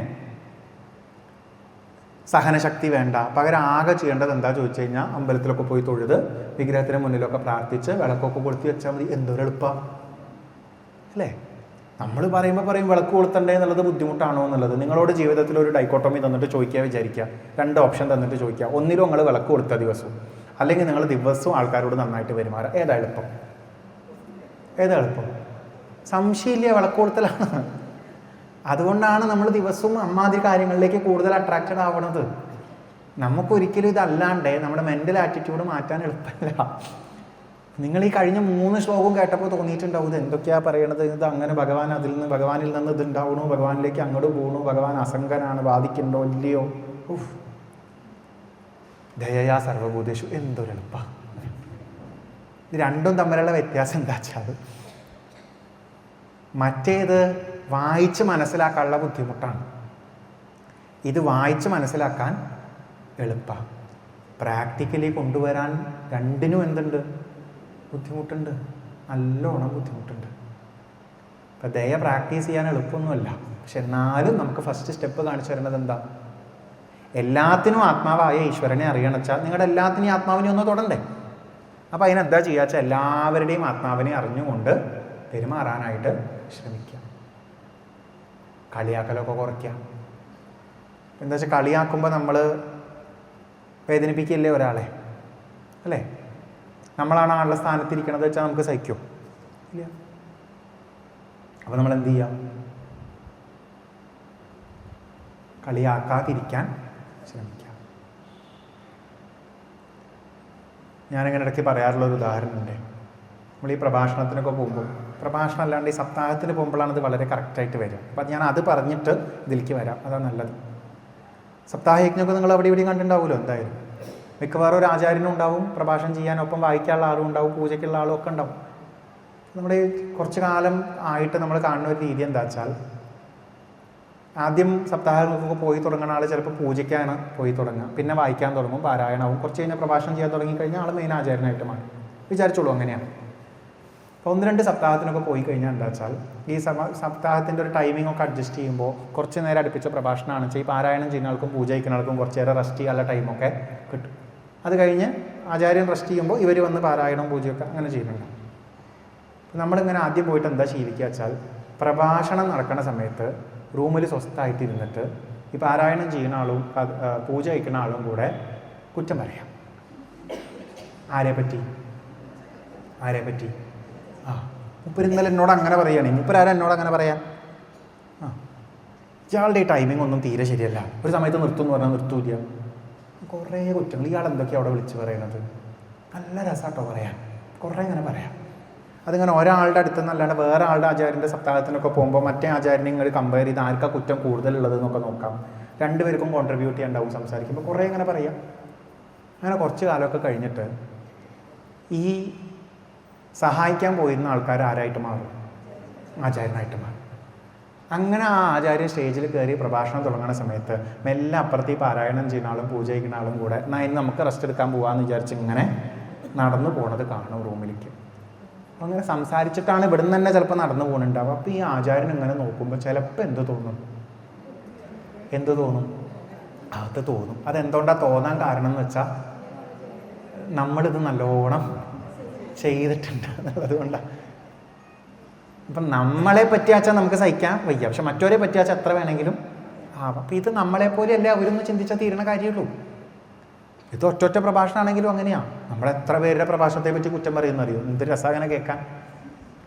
നമ്മളോട് ആൾക്കാർ വന്നിട്ട് പറയുക, തിരുമേനി വേറെ ആരും ഇങ്ങനെ പറയാറില്ല കേട്ടോ, ഹായ് കണ്ട് സന്തോഷമായി അല്ലേ. മറ്റാൾ പറയുമ്പോൾ അങ്ങനെയാണ്, ഒന്നും മനസ്സിലാവാറില്ല, നിങ്ങൾ പറയുമ്പോൾ നല്ലോണം മനസ്സിലായിട്ടോ, എന്തൊരു സന്തോഷമാണ്. അപ്പോൾ നമ്മളിങ്ങനെ ആലോചിക്കണം, ഇത് വേറെ ആചാര്യൻ്റെ അടുത്ത് പോയിട്ട് അവർ പറയുന്നുണ്ടാവും, എന്ത് മറ്റാൾ പറയണ ഒന്നും മനസ്സിലായില്ല, നിങ്ങൾ പറയുമ്പോൾ നല്ലോണം മനസ്സിലായി, അത് കേൾക്കാൻ വലിയ സുഖമായിരിക്കും. അപ്പം നമുക്ക് നമ്മളെ പോലെയല്ലേ അവരൊന്ന് ചിന്തിച്ചാൽ കുറേ മാറ്റങ്ങൾ വരും. അപ്പം അതൊക്കെ ഈ ദയ പ്രാക്ടീസ് ചെയ്യാൻ നല്ലോണം ആവശ്യമുള്ളതാണ്. നമുക്ക് വിശന്നിരിക്കുമ്പോൾ ഉണ്ടാവുന്ന ബുദ്ധിമുട്ട്, നമുക്ക് ദാഹം വരുമ്പോഴുള്ള ബുദ്ധിമുട്ട് അല്ലേ, നമുക്ക് കാശിന് ബുദ്ധിമുട്ട് വരുന്നത്, നമ്മൾ ചിലപ്പോൾ വല്ലാണ്ട് വെങ്ങിപ്പൊട്ടിയിരിക്കുമ്പോൾ ആരെങ്കിലുമൊക്കെ ഒന്ന് സംസാരിച്ചാൽ കൊള്ളാമെന്ന് തോന്നുന്നത്, എത്ര കാര്യങ്ങളുണ്ട് അങ്ങനെ. നമ്മളായിരുന്നു അവരെ പോലെ ഒറ്റപ്പെട്ടിരിക്കണത് വെച്ചാൽ നമ്മൾ എത്രയൊക്കെ കഷ്ടപ്പെടുണ്ടാവും എന്ന് ആലോചിച്ച് കഴിഞ്ഞാൽ ഈ ഒറ്റപ്പെടുന്നവരെ നമുക്കും ചിലപ്പോൾ ഒന്ന് സഹായിക്കാനൊക്കെ തോന്നും. അപ്പം ആ ഒരു ഭാവം നമ്മുടെ ഉള്ളിൽ ഇങ്ങനെ ഉണ്ടായി കിട്ടുക എന്നുള്ളതാണ് ഈ ദയ എന്നുള്ളത് കൊണ്ട് ഉദ്ദേശിക്കുന്നത്. കുറച്ച് അറിവുണ്ടെങ്കിലേ ദയ വരും. ദയ പ്രാക്ടീസ് ചെയ്യുന്നതോടുകൂടി അറിവ് നല്ലോണം സ്ട്രോങ് ആവുകയും ചെയ്യും. കുറച്ചൊരു യൂണിറ്റ് ഉണ്ടെങ്കിലേ ദയ വരുള്ളൂ. ആ ദയ ഉണ്ടെങ്കിൽ യൂണിറ്റ് നല്ലോണം ആവുകയും ചെയ്യും. ദയ സർവഭൂതേഷു. തൽക്കാലം അങ്ങനെ വിടുക, ബാക്കി നിങ്ങൾക്ക് വിട്ടിരിക്കണം. ജീവിതത്തിൽ ദയ കാണിക്കുന്നതിനെ പറ്റി കുറേ ആലോചിച്ച് നോക്കാൻ. രണ്ടാമത്തത് സന്തുഷ്ടിയായ ഏന കേനവ എന്നാണ്. ഇതാ അടുത്ത പറ്റാത്ത സാധനം. സന്തുഷ്ടി എന്ന് പറഞ്ഞാൽ എന്താ? സംതൃപ്തി എന്നാണ് അർത്ഥം. ഏന കേനവ എന്നാണ്. എന്താണോ ഉള്ളത്, എന്താണോ സംഭവിക്കണത്, എന്താണോ കിട്ടുന്നത്, അതിൽ സംതൃപ്തി ഉണ്ടാവണം. എളുപ്പമാണോ? ഭേദമറ്റേതല്ലേ? യഥാ തമസ്യ അഭ്രതമ പ്രകാശ എന്നൊക്കെ ഇങ്ങനെ പറഞ്ഞുകൊണ്ടിരിക്കണതല്ലേ എളുപ്പം. സന്തുഷ്ടിയായ ഏന കേനവ എളുപ്പമാണോ? അല്ല. ഒറ്റ കാര്യം ആലോചിച്ചാൽ മതി. ഇപ്പൊ ജീവിതത്തിൽ ഹാപ്പിയാണോ എല്ലാവരും? ആണോ? ഇപ്പൊ ഈ ജീവിതത്തിൽ നടക്കുന്ന ഏതെങ്കിലും ഒരു സാധനം മാറണം എന്ന് ആഗ്രഹിക്കുന്നുണ്ടോ? ഉണ്ടോ? എന്നാ സന്തുഷ്ടിയില്ല. ഇത്രയേ ഉള്ളൂ.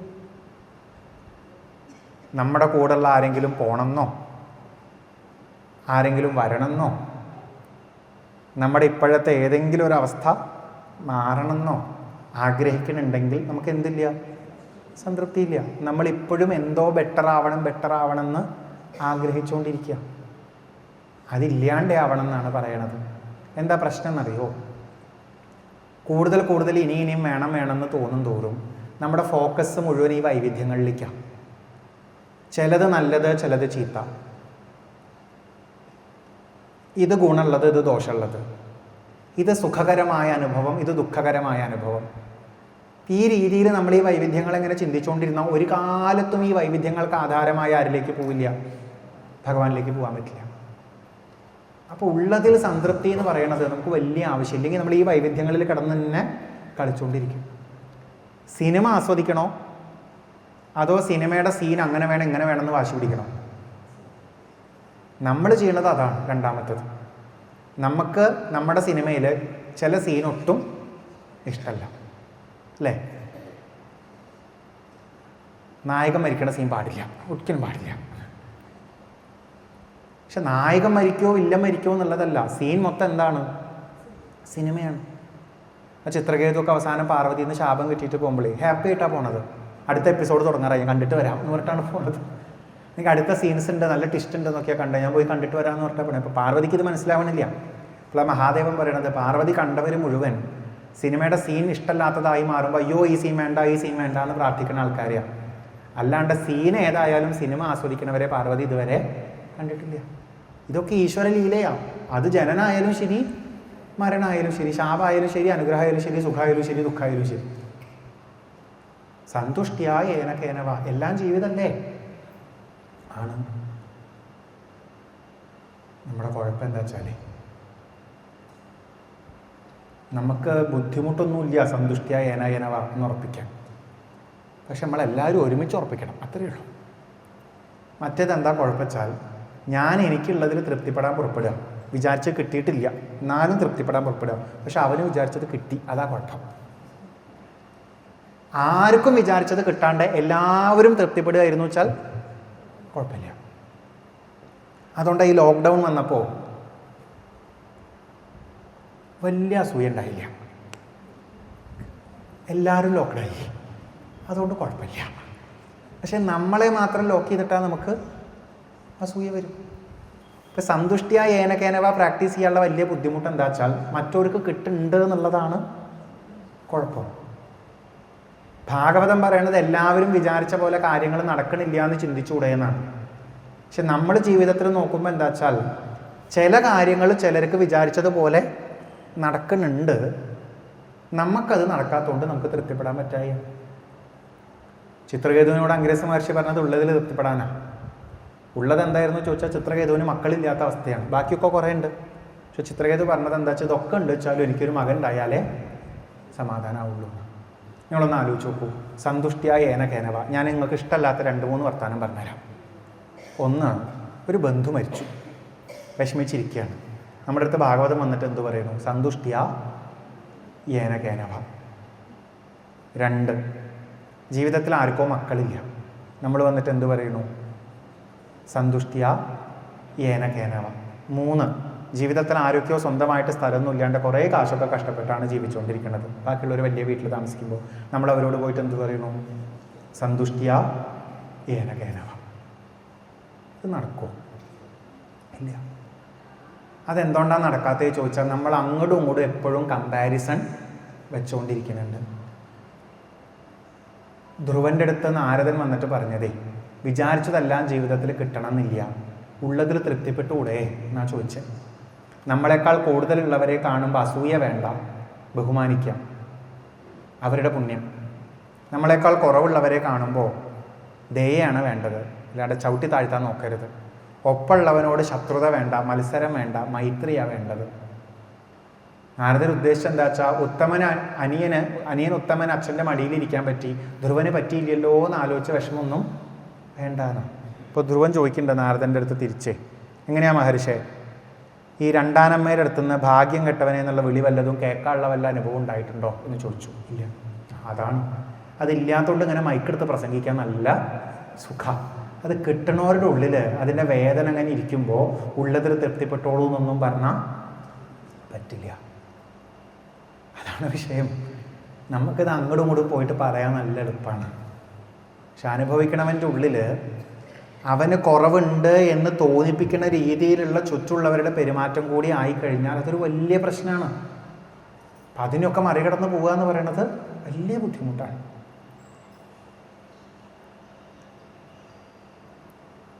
സദ്യ വിളമ്പണ സമയത്ത് വിളമ്പണ ആളറിയാണ്ട് ഏതോ ഒരു സാധനം നമ്മുടെ ഇടയിൽ വിളമ്പാൻ മറന്നു വിചാരിക്കും, ഇവിടെ വിളമ്പില്ല. അതെങ്ങനെയാണ് തോന്നണേ ചോദിച്ചാൽ, അപ്പുറത്ത് നോക്കുമ്പോൾ അവിടെയുണ്ട്, ഇപ്പുറത്ത് നോക്കുമ്പോൾ ഇവിടെയുണ്ട്. ഇനി ഈ ലൈനിലൊന്നും കിട്ടിയില്ലെങ്കിലും ആ ലൈനിലേക്ക് നോക്കുമ്പോൾ അവിടെയുണ്ട്. ഇവിടെ ആർക്കും പപ്പടം വിളമ്പില്ല, ഒരു പരാതിയില്ല. ഈ കമ്പാരിസൺ കാരണം നമുക്ക് ഈ സന്തുഷ്ടി ഒട്ടും എളുപ്പമുള്ള കാര്യമല്ല, ഒട്ടും എളുപ്പമുള്ള കാര്യമല്ല. പക്ഷെ അത് പ്രാക്ടീസ് ചെയ്താൽ ഈ വൈവിധ്യങ്ങളെ ശ്രദ്ധിക്കുന്നതിന് പകരം അതിൽ നിന്ന് ശ്രദ്ധ നമുക്ക് വിടാം. അതാണ് ഉദ്ദേശം. സർവഭൂതങ്ങളിലും ദയ. അടുത്തതെന്താ? കിട്ടുന്നത് എന്താണോ, ഉള്ളതെന്താണോ, സംഭവിക്കുന്നത് എന്താണോ അതിൽ സംതൃപ്തി. മൂന്നാമത്തത് സർവേന്ദ്രിയോപശാന്തി. 3 വാക്കല്ലേ ഉള്ളൂ. സർവ ഇന്ദ്രിയ ഉപശാന്തി. എന്തായിരിക്കും? എല്ലാ ഇന്ദ്രിയങ്ങളെയും ശാന്തമാക്കി വയ്ക്കുക, അടക്കി വയ്ക്കുക. എന്ന് ഉദ്ദേശിക്കണം എന്താ വെച്ചാൽ, കണ്ണുകൊണ്ട് ഇന്നതൊക്കെ കാണണം, ഇന്നതൊന്നും കാണണ്ട എന്നുള്ള നിർബന്ധങ്ങളൊക്കെ കുറയ്ക്കുക. കാതുകൊണ്ട് ഇന്നതൊക്കെ കേൾക്കണം, ഇന്നതൊന്നും കേൾക്കണ്ട എന്നുള്ള നിർബന്ധങ്ങളൊക്കെ കുറയ്ക്കുക. ഇതുപോലെ ബാക്കി ഇന്ദ്രിയങ്ങൾ ഇന്ന രുചിയൊക്കെ വേണം, ഇന്ന രുചിയൊന്നും വേണ്ട എന്നുള്ള നിർബന്ധങ്ങളും കുറയ്ക്കുക. ഈ സർവേന്ദ്രിയോപശാന്തിയും കേനവാ സന്തുഷ്ടിയും തമ്മിൽ ബന്ധമുണ്ട്. കാരണം സർവേന്ദ്രിയോപശാന്തി പ്രാക്ടീസ് ചെയ്താലേ ഉള്ളതിൽ തൃപ്തിപ്പെടാൻ പറ്റുള്ളൂ.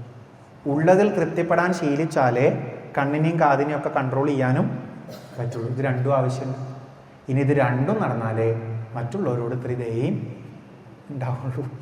കാരണം മറ്റുള്ളവരോട് ദയ കാണിക്കാൻ പറ്റാത്തത് നമുക്കുള്ളതിൽ നമുക്ക് സംതൃപ്തി ഇല്ലാത്തതുകൊണ്ടാണ്. നമ്മൾ ജിതേന്ദ്രിയരല്ലാത്തത് കൊണ്ട്, നമുക്ക് സംതൃപ്തരാവാൻ സാധിക്കാത്തത് കൊണ്ട് ഒരിക്കലും നമുക്ക് മറ്റുള്ളവരുടെ ദുഃഖത്തെ പൂർണ്ണമായിട്ട് ഉൾക്കൊള്ളാനും പറ്റില്ല. നമുക്ക് ഉപദ്രവമാവാത്ത രീതിയിൽ കാണാൻ മാത്രമേ നമുക്ക് പറ്റുള്ളൂ, ശ്രദ്ധിക്കാൻ മാത്രമേ പറ്റുള്ളൂ. ഇത് മൂന്നും ഇന്റർ കണക്റ്റഡാണ്. ദയ ഉണ്ടാവണം, സന്തുഷ്ടി ഉണ്ടാവണം, ഇന്ദ്രിയ നിഗ്രഹവും ഉണ്ടാവണം എന്ന് പറഞ്ഞത്. ഇത് മൂന്നും നമ്മൾ വേണ്ടതുപോലെ ചെയ്യുകയാണെന്ന് വെച്ചാൽ പറഞ്ഞു വരുന്നത് എന്താ വെച്ചാൽ, തുഷ്യത്യാശു ജനാർദ്ദന, ഭഗവാൻ സന്തോഷിക്കും. നോക്കൂ, നിങ്ങളിത് മൂന്നും പ്രാക്ടീസ് ചെയ്താൽ മതി. ഭാഗവതത്തിൽ ഒരു ശ്ലോകവും പഠിക്കണ്ട.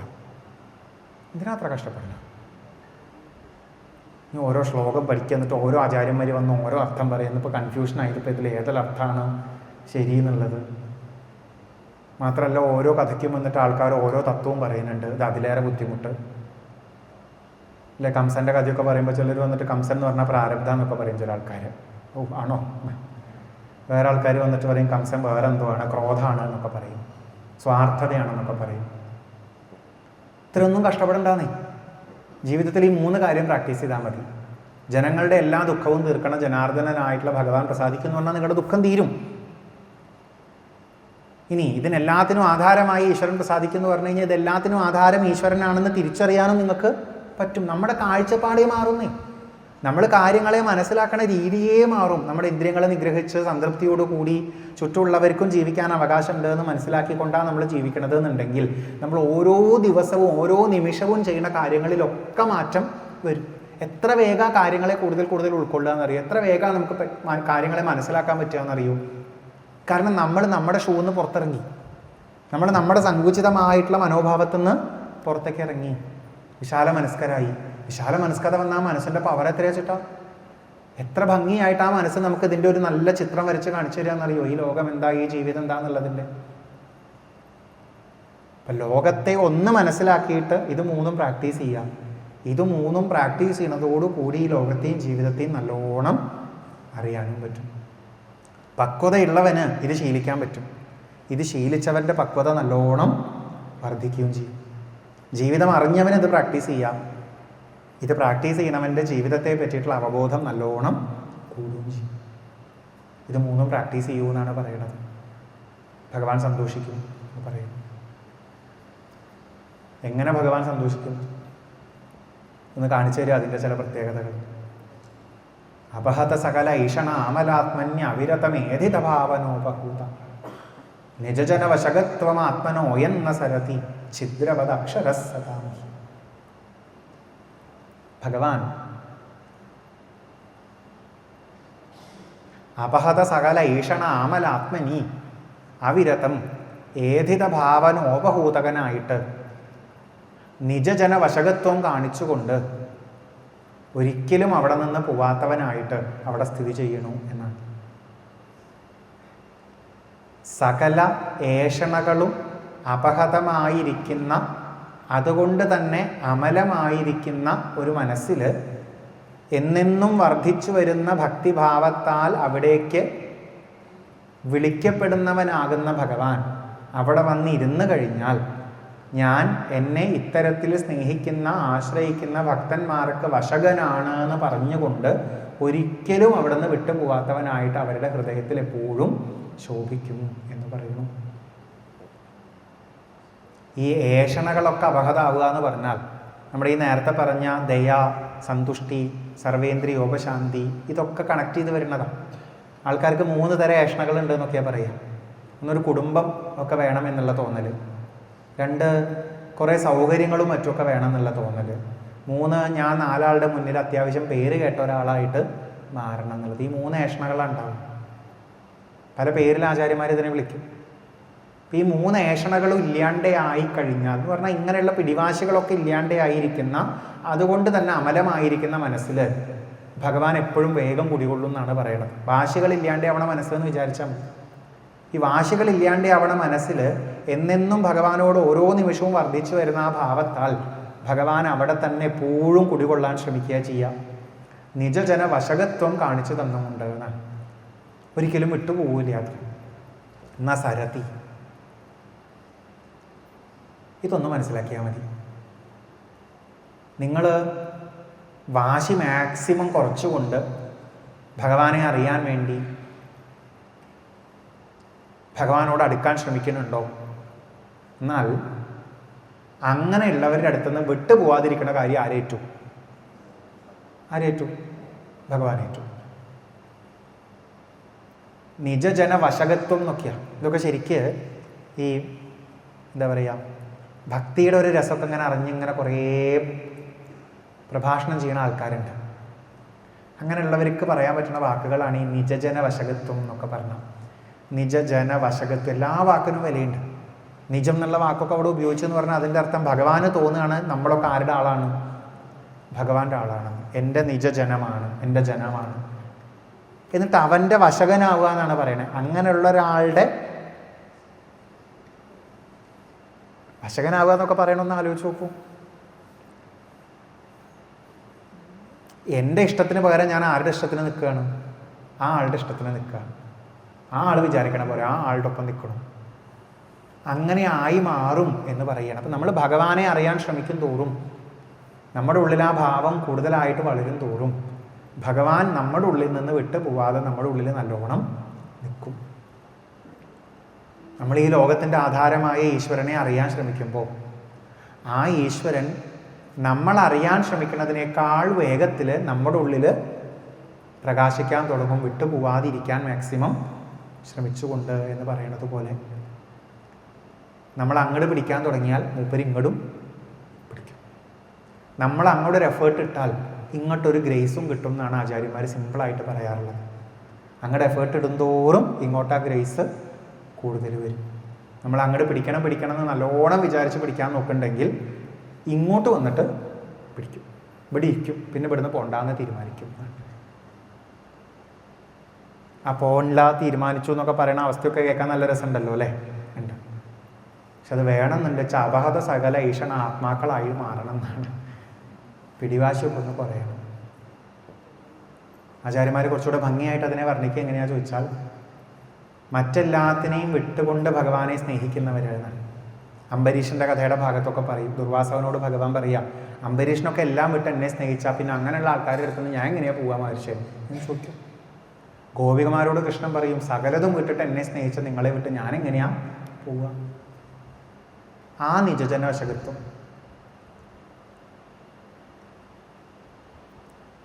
അങ്ങനെയുള്ള നമ്മുടെ ഉള്ളിൽ നിന്ന് പോവാതിരിക്കുന്ന ഭഗവാൻ എന്ന് പറഞ്ഞു വെക്കുകയാണ്. ഈ വർണ്ണനയുടെ പ്രത്യേകത എന്താ വെച്ചാൽ, ഈ പറയുന്ന 3 ശ്ലോകങ്ങൾ ഇപ്പം പറഞ്ഞതും അടുത്ത 2 ഇതിന് 3ൻ്റെയും അവസാനം, 3ാമത്തെ ശ്ലോകത്തിൽ അവസാനം പറഞ്ഞ സാധനം കൂട്ടിച്ചേർത്തെടുക്കണം എന്നാണ് ആചാര്യന്മാർ വ്യാഖ്യാനിക്കുമ്പോൾ പറയാറുള്ളത്. കഥമാമ മുദ്വിസൃജയിൽ പുമാൻ കൃതജ്ഞ. കൃതജ്ഞനായ ഒരു പുമാൻ, കൃതജ്ഞനായ ഒരു മനുഷ്യൻ ഇങ്ങനെയൊക്കെ ഉള്ള ഈ ഭഗവാനെ എങ്ങനെയാ വിട്ടുകളയുക എന്നാണ് ചോദിക്കുക. അപ്പോൾ ഇത് ഓരോന്ന് പറയുമ്പോഴും നമ്മൾ എങ്ങോട്ട് കണക്ട് ചെയ്യണം? ആ ഭഗവാനെ നിങ്ങൾക്ക് എങ്ങനെയാ വിടാൻ തോന്നുക? ആ ഭഗവാനെ നിങ്ങൾക്ക് എങ്ങനെയാ മറക്കാൻ തോന്നുക? ആ ഭഗവാനെ നിങ്ങൾക്ക് എങ്ങനെയാ ആശ്രയിക്കാതിരിക്കാൻ തോന്നുക? ന ഭജതി കുമനീഷിണാം സൈജ്യാം ഹരിരധനാത്മധനപ്രിയോ രസജ്ഞഃ ശ്രുതധനകുലകർമ്മണാം അധൈര്യേ വിദധതി പാപം അകിഞ്ചനേഷു സത്സു. പറയാണ്, കുമനീഷികളായവരുടെ ഇജ്യയെ ഈ ഭഗവാൻ സ്വീകരിക്കാറില്ല അത്രേ. നേരത്തെ പറഞ്ഞതെന്താ? 3 ഏഷണകളും ഇല്ലാണ്ടായ, വാശി മുഴുവൻ ഇല്ലാണ്ടായ ആൾക്കാരോട് സ്നേഹം കാരണം ഇവിടെ ഒന്ന് നിൽക്കണമെന്നല്ലേ? അങ്ങനെ അല്ലാത്തവരുണ്ടാവുമല്ലോ, അവരാണ് കുമനീഷികൾ. കുമനീഷികൾ പറഞ്ഞാൽ മനീഷ നല്ലതല്ലാത്തവർ, നല്ല ബുദ്ധി അല്ലാത്തവർ, അപകടം പിടിച്ച കുറേ ചിന്തകൾ ഉള്ളവർ, സ്വാർത്ഥര്, അഹങ്കാരികൾ എന്നൊക്കെ പറയും. ഈ ലോകത്തെ പറ്റി ശരിക്കും മനസ്സിലാവാത്തവരെന്ന് എടുക്കാം. അവരാരാ ചോദിച്ചാൽ ഒരു രീതിയിലും കൂടെ അവിടെ വർണ്ണിക്കുന്നുണ്ട്. ശ്രുതധനകുല കർമ്മണാം അധൈര്യേ വിദധതി പാപം അകിഞ്ചനേഷു സത്സു. ശ്രുതധന കുല കർമ്മങ്ങളുടെ മതങ്ങളെ കൊണ്ട് പാപം ചെയ്യുന്നവരെന്ന്, അറിവ് കൊണ്ട്, ധനം കൊണ്ട്, എവിടെയോ ജനിച്ചു പോയി ചില നല്ല സിറ്റുവേഷൻസിൽ എന്നുള്ള അഹങ്കാരം കൊണ്ട്, ചില പ്രവൃത്തികൾ ചെയ്യുന്നതിൻ്റെ അഹങ്കാരം കൊണ്ട്, മതം. ഇപ്പം ഈ മതം വരുമ്പോൾ എന്താ കുഴപ്പമെച്ചാൽ, നമ്മൾ ഈ നേരത്തെ പറഞ്ഞ ചിന്ത ഉണ്ടാവില്ല. നമ്മളൊക്കെ ഒന്നാണ്, നമ്മളെപ്പോലെയാണല്ലോ അവർ എന്നുള്ള ചിന്ത ഒരിക്കലും വരില്ല. മതം വന്നുള്ള കുഴപ്പം എന്താ വെച്ചാൽ, ഞാൻ അവരെക്കാൾ പ്രധാനിയാണ് എന്നുള്ള തോന്നലാണ് വരിക. അറിവ് കൊണ്ടും പല സ്ഥലങ്ങളിൽ ജനിച്ചു പോയതിൻ്റെ പേരിലും ധനം കൊണ്ടും ഒക്കെ നമുക്കത് വരാം. അപ്പം അത് വന്നു കഴിഞ്ഞാൽ നമുക്ക് നമ്മളെപ്പോലെ മറ്റുള്ളവരെ കാണാൻ പറ്റില്ല. അപ്പം നമ്മളെപ്പോലെ മറ്റുള്ളവരെ കാണാണ്ടി ആയി കഴിഞ്ഞാൽ നമുക്ക് അവരെ വേദനിപ്പിക്കാൻ ഒരു മടിയും ഇല്ല. അപ്പം എന്താണ്ടാവുക വെച്ചാൽ, പ്രത്യേകിച്ച് ഒന്നിനോടും വാശി കാണിക്കാണ്ട് അകിഞ്ചനന്മാരായിട്ട് നിൽക്കുന്ന സത്തുക്കളിൽ പോലും ഈ മതം കാരണം ദ്രോഹം ചെയ്യുന്ന ധാരാളം പേരുണ്ട്. അവരെൻ്റെ അടുത്ത് വന്നിട്ട് എത്ര വലിയ ഇജ്ജ കാണിച്ചിട്ടും കാര്യമില്ല, ഞാനതൊരിക്കലും ഭജിക്കാറില്ല എന്നാണത്രേ ഭഗവാന്റെ ഭാവം എന്ന് പറയുന്നു. അപ്പം എപ്പോഴും നോക്കേണ്ടതാ. എത്രയൊക്കെ നമ്മൾ ഭക്തിമാർഗം എന്ന് പറഞ്ഞാലും, ഭഗവാനെ സേവിക്കണമെന്ന് പറഞ്ഞാലും, നമ്മുടെ ഉള്ളിൽ എവിടെയോ ചില മതം വെച്ച് നമ്മൾ കുറച്ച് കേമൻ ആയ ആളാണെന്ന് കരുതിയിട്ട് നമ്മുടെ അത്രയൊന്നും വില മറ്റുള്ളവർക്ക് ഇല്ല എന്ന് ചിന്തിച്ച് അവരോട് മോശമായിട്ട് പെരുമാറാൻ നിൽക്കുകയാണെങ്കിൽ അങ്ങനെയുള്ളവരുടെ സേവനത്തെ ഒരിക്കലും ഭഗവാൻ സ്വീകരിക്കണില്ല. പിന്നെ ആർക്കാണ് ഭഗവാന്റെ ഒരു കൺസിഡറേഷൻ കിട്ടുക എന്ന് ചോദിച്ചാൽ, ഈ പറയുന്ന ഹരി ആരാന്നറിയോ? അധനാത്മധനപ്രിയനാണ്, രസജ്ഞനാണ്. അധനാത്മധനപ്രിയൻ എന്നൊക്കെ ഉള്ളതിന് നല്ലൊരു വ്യാഖ്യാനം എന്താ വെച്ചാൽ, അധനന്മാരും അതുകൊണ്ട് തന്നെ ആത്മാവ് മാത്രമാണ് ധനം എന്നുള്ള നിലയിൽ എത്തിയവരുമാകുന്ന ആൾക്കാരെ പ്രിയനായി കണക്കാക്കുന്നവൻ ആരോ അവരാണ് അധനാത്മധനപ്രിയൻ.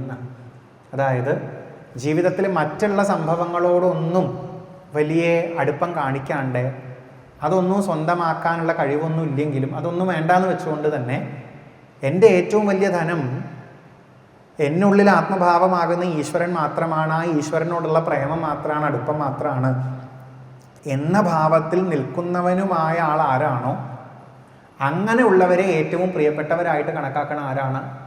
ഭഗവാൻ. വേറെ രീതിയിലും പറയാം, മറ്റൊന്നും കയ്യിലില്ലെങ്കിലും ആകെ ഉള്ളത് നല്ലൊരു മനസ്സാണ് എന്നുള്ള നിലയിൽ നിൽക്കുന്നത് ആരാണോ അവരെ പ്രിയപ്പെട്ടവരായിട്ട് കണക്കാക്കണ ആളാണ് ഭഗവാൻ. കുചേലനെ കണ്ട സമയത്ത് ആൾക്കാർ നോക്കുമ്പോൾ ഈ ലോകത്തിൽ വില കൊടുക്കുന്ന സർട്ടിഫിക്കറ്റ് കൊടുക്കാൻ പാകത്തിനുള്ള ഒരു സാധനവും ആർക്കുണ്ടായിരുന്നില്ല, കുചേലനില്ല. പക്ഷേ ജീവിതത്തിലുള്ളതിനെ അതേപോലെ ഉൾക്കൊള്ളുന്ന പരാതിയില്ലാത്ത പക്വതയുള്ളൊരു മനസ്സാർക്കുണ്ടായിരുന്നു? കുചേലനുണ്ടായിരുന്നു. ഭഗവാൻ കുചേലനെ ഏറ്റവും പ്രിയപ്പെട്ടവനായിട്ട് കണ്ടത് ആ മനസ്സുകൊണ്ടാണ്, ബാക്കി ഒന്നുകൊണ്ടുമല്ല. അപ്പം അങ്ങനെ ആത്മധനന്മാരായ ആൾക്കാരെ പ്രിയരായി കാണുന്ന ആളാണ് ഭഗവാൻ. ആ ഭഗവാൻ കുമനീഷികളുടെ സേവനത്തെ ഒരിക്കലും നല്ലതായിട്ട് കാണാറില്ല എന്ന് പറയുന്നു. മാത്രമല്ല ഭഗവാൻ രസജ്ഞനാണ് അത്രേ. ആചാര്യന്മാരുടെ വ്യാഖ്യാനം നല്ല രസമാണ്. ഈ നമ്മൾ ഭഗവാനെ പ്രേമിക്കുമ്പോൾ അത് അനുഭവിക്കുന്നതിൻ്റെ ഒരു രസം അറിയുന്ന ആളാണ് ആര്? ഭഗവാൻ. അതുകൊണ്ട് നമ്മൾ ഭഗവാനെ സേവിക്കുന്നത് ആർക്കും ഇഷ്ടമാണ്? ഭഗവാൻ ഇഷ്ടമാണ് അത്രേ. അപ്പോൾ നമ്മൾ ഭഗവാനെ ഓർത്തുകൊണ്ടിരിക്കുന്നത് ഭഗവാൻ ഇഷ്ടമാണ്. അതറിഞ്ഞുകൊണ്ട് ഈ ഭഗവാൻ നമ്മുടെ ഉള്ളിൽ നിന്ന് പോവാതെ ഇരിക്കും. അങ്ങനെയുള്ള ഭഗവാനെ കഥമമു ഉദ്വിസൃജേൽ പുമാൻ കൃതജ്ഞ, എങ്ങനെയാണ് നമുക്ക് മറക്കാൻ തോന്നുക എന്ന് ചോദിക്കുന്നു. ഒരെണ്ണം കൂടെ പറയുന്നു. ശ്രിയം അനുചരതീം തത് അർത്ഥിനശ്ച ദ്വിപദപതീൻ വിബുധാംശ്ച യൽ സ്വപൂർണഃ ന ഭജതി നിജഭൃത്യവർഗതന്ത്ര കഥമമം ഉദ്വിസൃജേൽ പുമാൻ കൃതജ്ഞ. നമ്മൾ പറയാറില്ലേ, പലരെയും വേണ്ടാന്ന് വെച്ച് എൻ്റെ കൂടെ വന്ന ആളാണ്, ഞാൻ എങ്ങനെ അയാളെ ഉപേക്ഷിക്കുക? ഭഗവാൻ പലരെയും വേണ്ടാന്ന് വെച്ചിട്ട് അത്രേ ഭക്തന്മാരുടെ ഒപ്പം നിൽക്കണം. ഏതു നേരവും ഭഗവാന്റെ പിന്നാലെ നടക്കണ ഒരു സ്ത്രീ ഉണ്ട്. ആരാണ്? ലക്ഷ്മി ദേവി. എപ്പോഴും അനുചരതീം എന്നാണ്. ഭഗവാന്റെ ഒപ്പാണ് ആര് നടക്കുന്നത്? ലക്ഷ്മി. എന്തും ചെയ്തു കൊടുക്കാൻ തയ്യാറായിട്ട് ഒപ്പം നിൽക്കുന്നു. ഭഗവാനെ അനുസരിച്ചു കൊണ്ട് നിൽക്കുന്ന ലക്ഷ്മിയുണ്ട്. തത് അർത്ഥിനശ്ച ദ്വിപദപതീൻ വിബുധാംശ്ച. ആ ലക്ഷ്മിയെ കിട്ടാൻ വേണ്ടി നടക്കുന്ന ദ്വിപദപതീൻ, രണ്ട് കാലുള്ള ആൾക്കാരുടെ പതിയായിട്ട് ശോഭിക്കുന്നവർ, അതായത് മനുഷ്യരിലും പതികളായിട്ട് ശോഭിക്കുന്ന വലിയ വലിയ രാജാക്കന്മാരും ആൾക്കാരും ഒക്കെ ഉണ്ട്. വിബുധാംശ്ച, വിബുധന്മാരെന്ന് പറഞ്ഞു കഴിഞ്ഞാൽ ദേവന്മാരും ഉണ്ട്. അപ്പോൾ ഈ ഭൂമിയിലുള്ളവരും ദേവലോകത്തുള്ളവരുമായിട്ട് ലക്ഷ്മിയെ കിട്ടാൻ വേണ്ടി ലക്ഷ്മിയുടെ പിന്നാലെ നടക്കുന്ന ഇഷ്ടം പോലെ ആൾക്കാർ ഉണ്ട്. അവരെയും ലക്ഷ്മിയെ തന്നെയും എന്ന ഭജതി. ആര് ഭജിക്കാറില്ല? ആര് വലിയ രീതിയിൽ പൊസിഷൻ കൊടുത്ത് കാണാറില്ല? ഭഗവാൻ. ആരുടെ വലിയ കൺസിഡറേഷൻ ഇല്ല? ഭഗവാന്റെ കൺസിഡറേഷൻ അവർക്ക്. പിന്നെ ആ ഭഗവാൻ ആരാണ് ചോദിച്ചാൽ നിജഭൃത്യവർഗതന്ത്ര എന്ന, തൻ്റെ ഭക്തന്മാരുടെ കൂടെ എപ്പോഴും നിൽക്കുന്ന ആളാണ് ഭഗവാൻ. ഭഗവാന് വേറെ ആളില്ലാഞ്ഞിട്ടല്ല അല്ലേ? ഭഗവാനെ പല വഴിക്കും നോക്കുന്ന ആൾക്കാർ വേറെ ഇല്ലാഞ്ഞിട്ടല്ല. എന്നിട്ടും വാശി പിടിക്കാണ്ട് ഭഗവാനെ സേവിക്കുന്ന ഭക്തന്മാരുടെ ഒപ്പമാണ് ഭഗവാൻ നിൽക്കണത് വെച്ചാൽ, അങ്ങനെയുള്ള ഭഗവാനെ നമ്മൾ എങ്ങനെ മറക്കും, എങ്ങനെ വിടും എന്ന് ചോദിക്കും. ജീവിതത്തിൽ മറ്റു പലരെയും സന്തോഷിപ്പിക്കാൻ എത്ര ബുദ്ധിമുട്ടാണ്. എത്ര നേടിയാലും കണ്ണ് തെളിയില്ല എന്നാണ് നമ്മൾ പറയാം. മുഖം തെളിയില്ല. എന്തു ചെയ്തു കൊടുത്താലും മുഖം തെളിയില്ല. ഭഗവാൻ നേരെ തിരിച്ചാ. നിങ്ങൾക്കൊന്നും ഇല്ലാണ്ട് ആയിക്കഴിഞ്ഞാൽ ഭഗവാന് കൂടുതൽ ഇഷ്ടമാണ് അല്ലേ? മറ്റേ നമ്മൾ എന്താ പറയുക, നമുക്ക് എല്ലാം ഉള്ളപ്പോൾ അവരൊക്കെ നമ്മുടെ കൂടെ ഉണ്ടാവും. ഒന്നും ഇല്ലാണ്ട് ആയിക്കഴിഞ്ഞാൽ അവരൊക്കെ പോകും. പക്ഷെ ഭഗവാൻ നേരെ തിരിച്ചാൽ, നമുക്ക് എല്ലാം ഉണ്ടാവണ സമയത്ത് ഭഗവാന് തോന്നും ഓന് മുന്നേ വേണ്ട എന്ന് തോന്നും. നേരെ മറിച്ച് നമുക്കൊന്നും ഇല്ലാണ്ട് ആവുമ്പോഴോ എപ്പോഴും കൂടെ ഉണ്ടാവും. അങ്ങനെയുള്ള ഭഗവാനെ എങ്ങനെയാണ് മറക്കുക? ഈ 3 ശ്ലോകവും കാണിച്ചു തരണം. എന്താ വെച്ചാൽ നമുക്ക് കുറേ അധികം എന്തൊക്കെയോ പഠിക്കുക, എന്തൊക്കെയോ ചെയ്യുക, അത്രയൊന്നും ആവശ്യമില്ല ഭഗവാനെ തൃപ്തിപ്പെടുത്താൻ. അത്രയൊന്നും ആവശ്യമില്ല ഭഗവാന്റെ കൃപയ്ക്ക് പാത്രീഭൂതരാവാൻ. അങ്ങനെയൊക്കെ ചെയ്യുന്നവരുടെയും ഉള്ളിൽ നിഷ്കളങ്കമായൊരു ഭാവമല്ലാച്ച ഭഗവാൻ അതിനെയൊന്നും സ്വീകരിക്കാറേ ഇല്ല. അങ്ങനെയുള്ളവർക്കൊന്നും ഭഗവാൻ വെളിപ്പെടാറില്ല. വലിയ വലിയ ഗ്രന്ഥങ്ങൾ പഠിച്ച പണ്ഡിതനാണ്, വലിയ വലിയ പ്രഭാഷണങ്ങൾ ചെയ്യുന്നു, എത്രയോ ഗ്രന്ഥങ്ങളൊക്കെ എഴുതുന്നു, എന്തൊക്കെയോ പൂജകൾ മറ്റു കർമ്മങ്ങളൊക്കെ ചെയ്യുന്നു.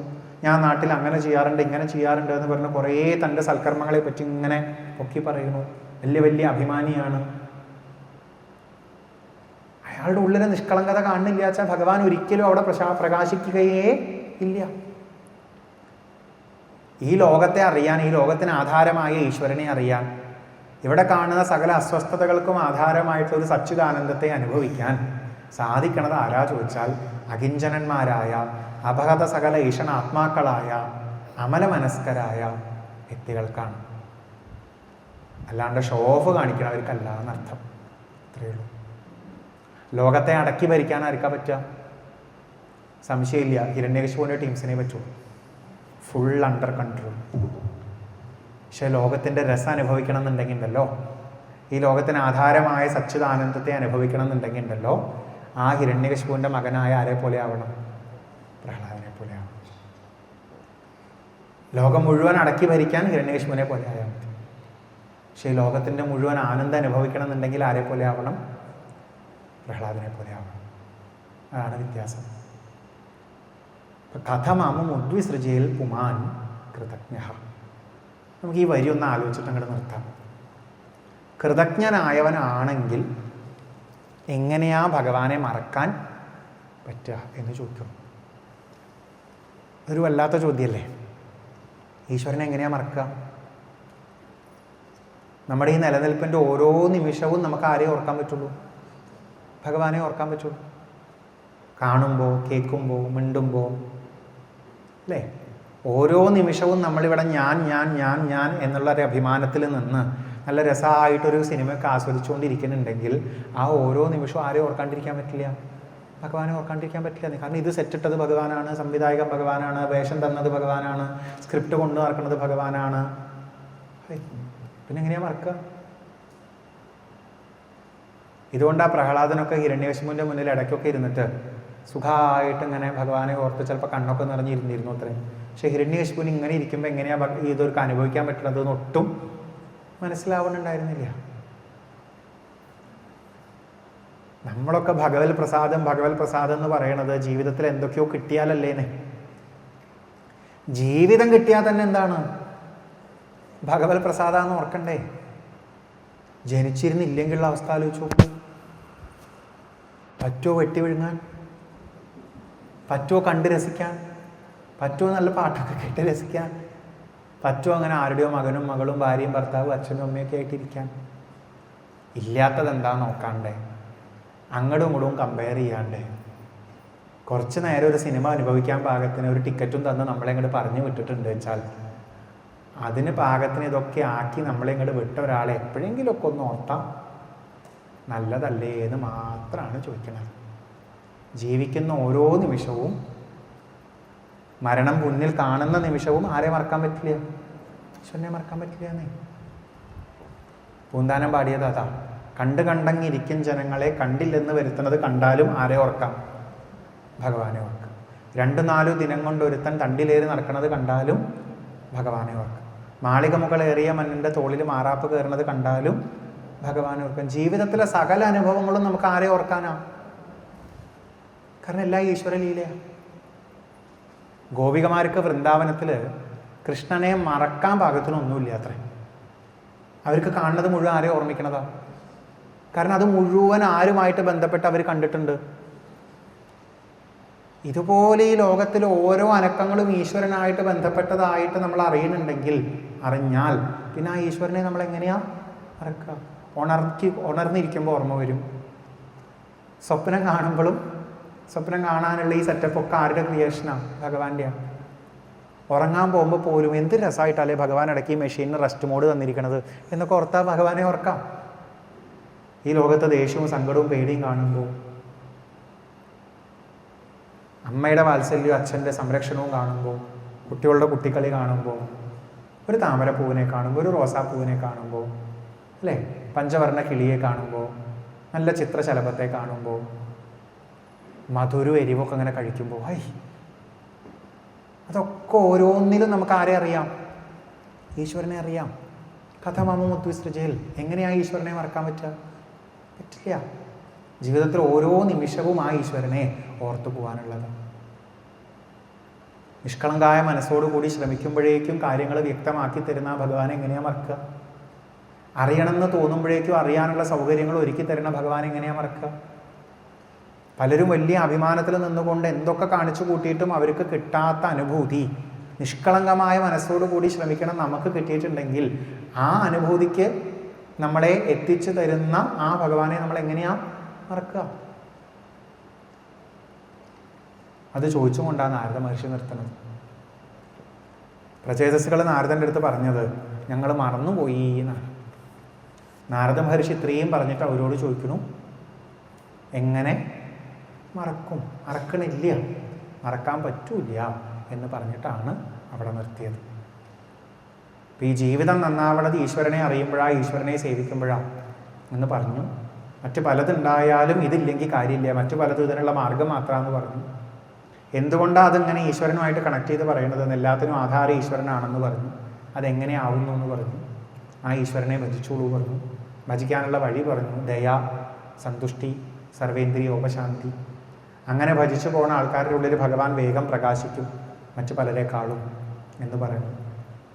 ഇങ്ങനെയുള്ള നമ്മൾ ശ്രമിക്കും തോറും ഭഗവാൻ ഇങ്ങോട്ട് സ്റ്റെപ്പ് ഇട്ടിട്ട് നമ്മുടെ കൂടെ തന്നെ നിന്ന് നമുക്ക് വേഗത അനുഭവമാക്കി തരുമെന്ന് പറഞ്ഞു. ഒരിക്കലും വിട്ടുപോവാതെ നമ്മളിൽ നിൽക്കുന്ന ആ ഭഗവാനെ നമ്മൾ എങ്ങനെ മറക്കും എന്നും കൂടെ ചോദിച്ചിട്ടാണ് നിർത്തുന്നത്. അതിമനോഹരമായിട്ടുള്ളൊരു ഭാഗവതത്തിൽ. ഇങ്ങനെ ഒരു കൃത്യമായിട്ടൊരു പ്രോബ്ലം വെച്ചാൽ പ്രോബ്ലത്തിൻ്റെ ഒരു ഉത്തരം ഇങ്ങനെ പറഞ്ഞു പോണ പോലെയൊന്നുമല്ല. പക്ഷെ കുറേ കാര്യങ്ങൾ ഭംഗിയായിട്ട് നമുക്ക് അടക്കി ചേർത്ത് പറഞ്ഞു വന്ന് തരുന്ന ആശയങ്ങളാണ്. കുറേ ഓർക്കാനും ജീവിതത്തിൽ ഇനിയും ഓർമ്മിക്കാനും ഒക്കെയുള്ള ചില നല്ല നല്ല ആശയങ്ങളാണ് അതിൽ തരുന്നത്. തജ്ജന്മ താനി കർമാണി തദായുസ്തന്മനോവച നൃണാം യേനേഹ വിശ്വാത്മാ സേവ്യതേ ഹരിരീശ്വര എന്ന് പറഞ്ഞതും അവസാനം കഥമമുദ്വിസൃജേൽ പുമാൻ കൃതജ്ഞ എന്ന് പറഞ്ഞതും ഓർത്തുകൊണ്ട് തൽക്കാലം നമുക്ക് ഇവിടെ സമർപ്പിക്കാം എന്ന് കരുതുന്നു. ഈ സത്സംഗം നമുക്ക് ഒരുക്കി തരുന്നതും ആരാണ്? ഭഗവാനാണ്. കഥമമുദ്വിസൃജേൽ പുമാൻ കൃതജ്ഞ എന്ന ശ്ലോകം ഓർക്കാൻ വേണ്ടിയിട്ട് സാഹചര്യങ്ങൾ ഒരുങ്ങി വരുന്നതും ഭഗവത് കൃപയാണ്. നമുക്കൊന്ന് പങ്കെടുക്കാൻ പറ്റുന്നതൊക്കെ അതും ഓർത്തുകൊണ്ട് നമ്മൾ ഇവിടെ സമർപ്പിക്കും. സർവത്ര ഗോവിന്ദനാമ സങ്കീർത്തനം.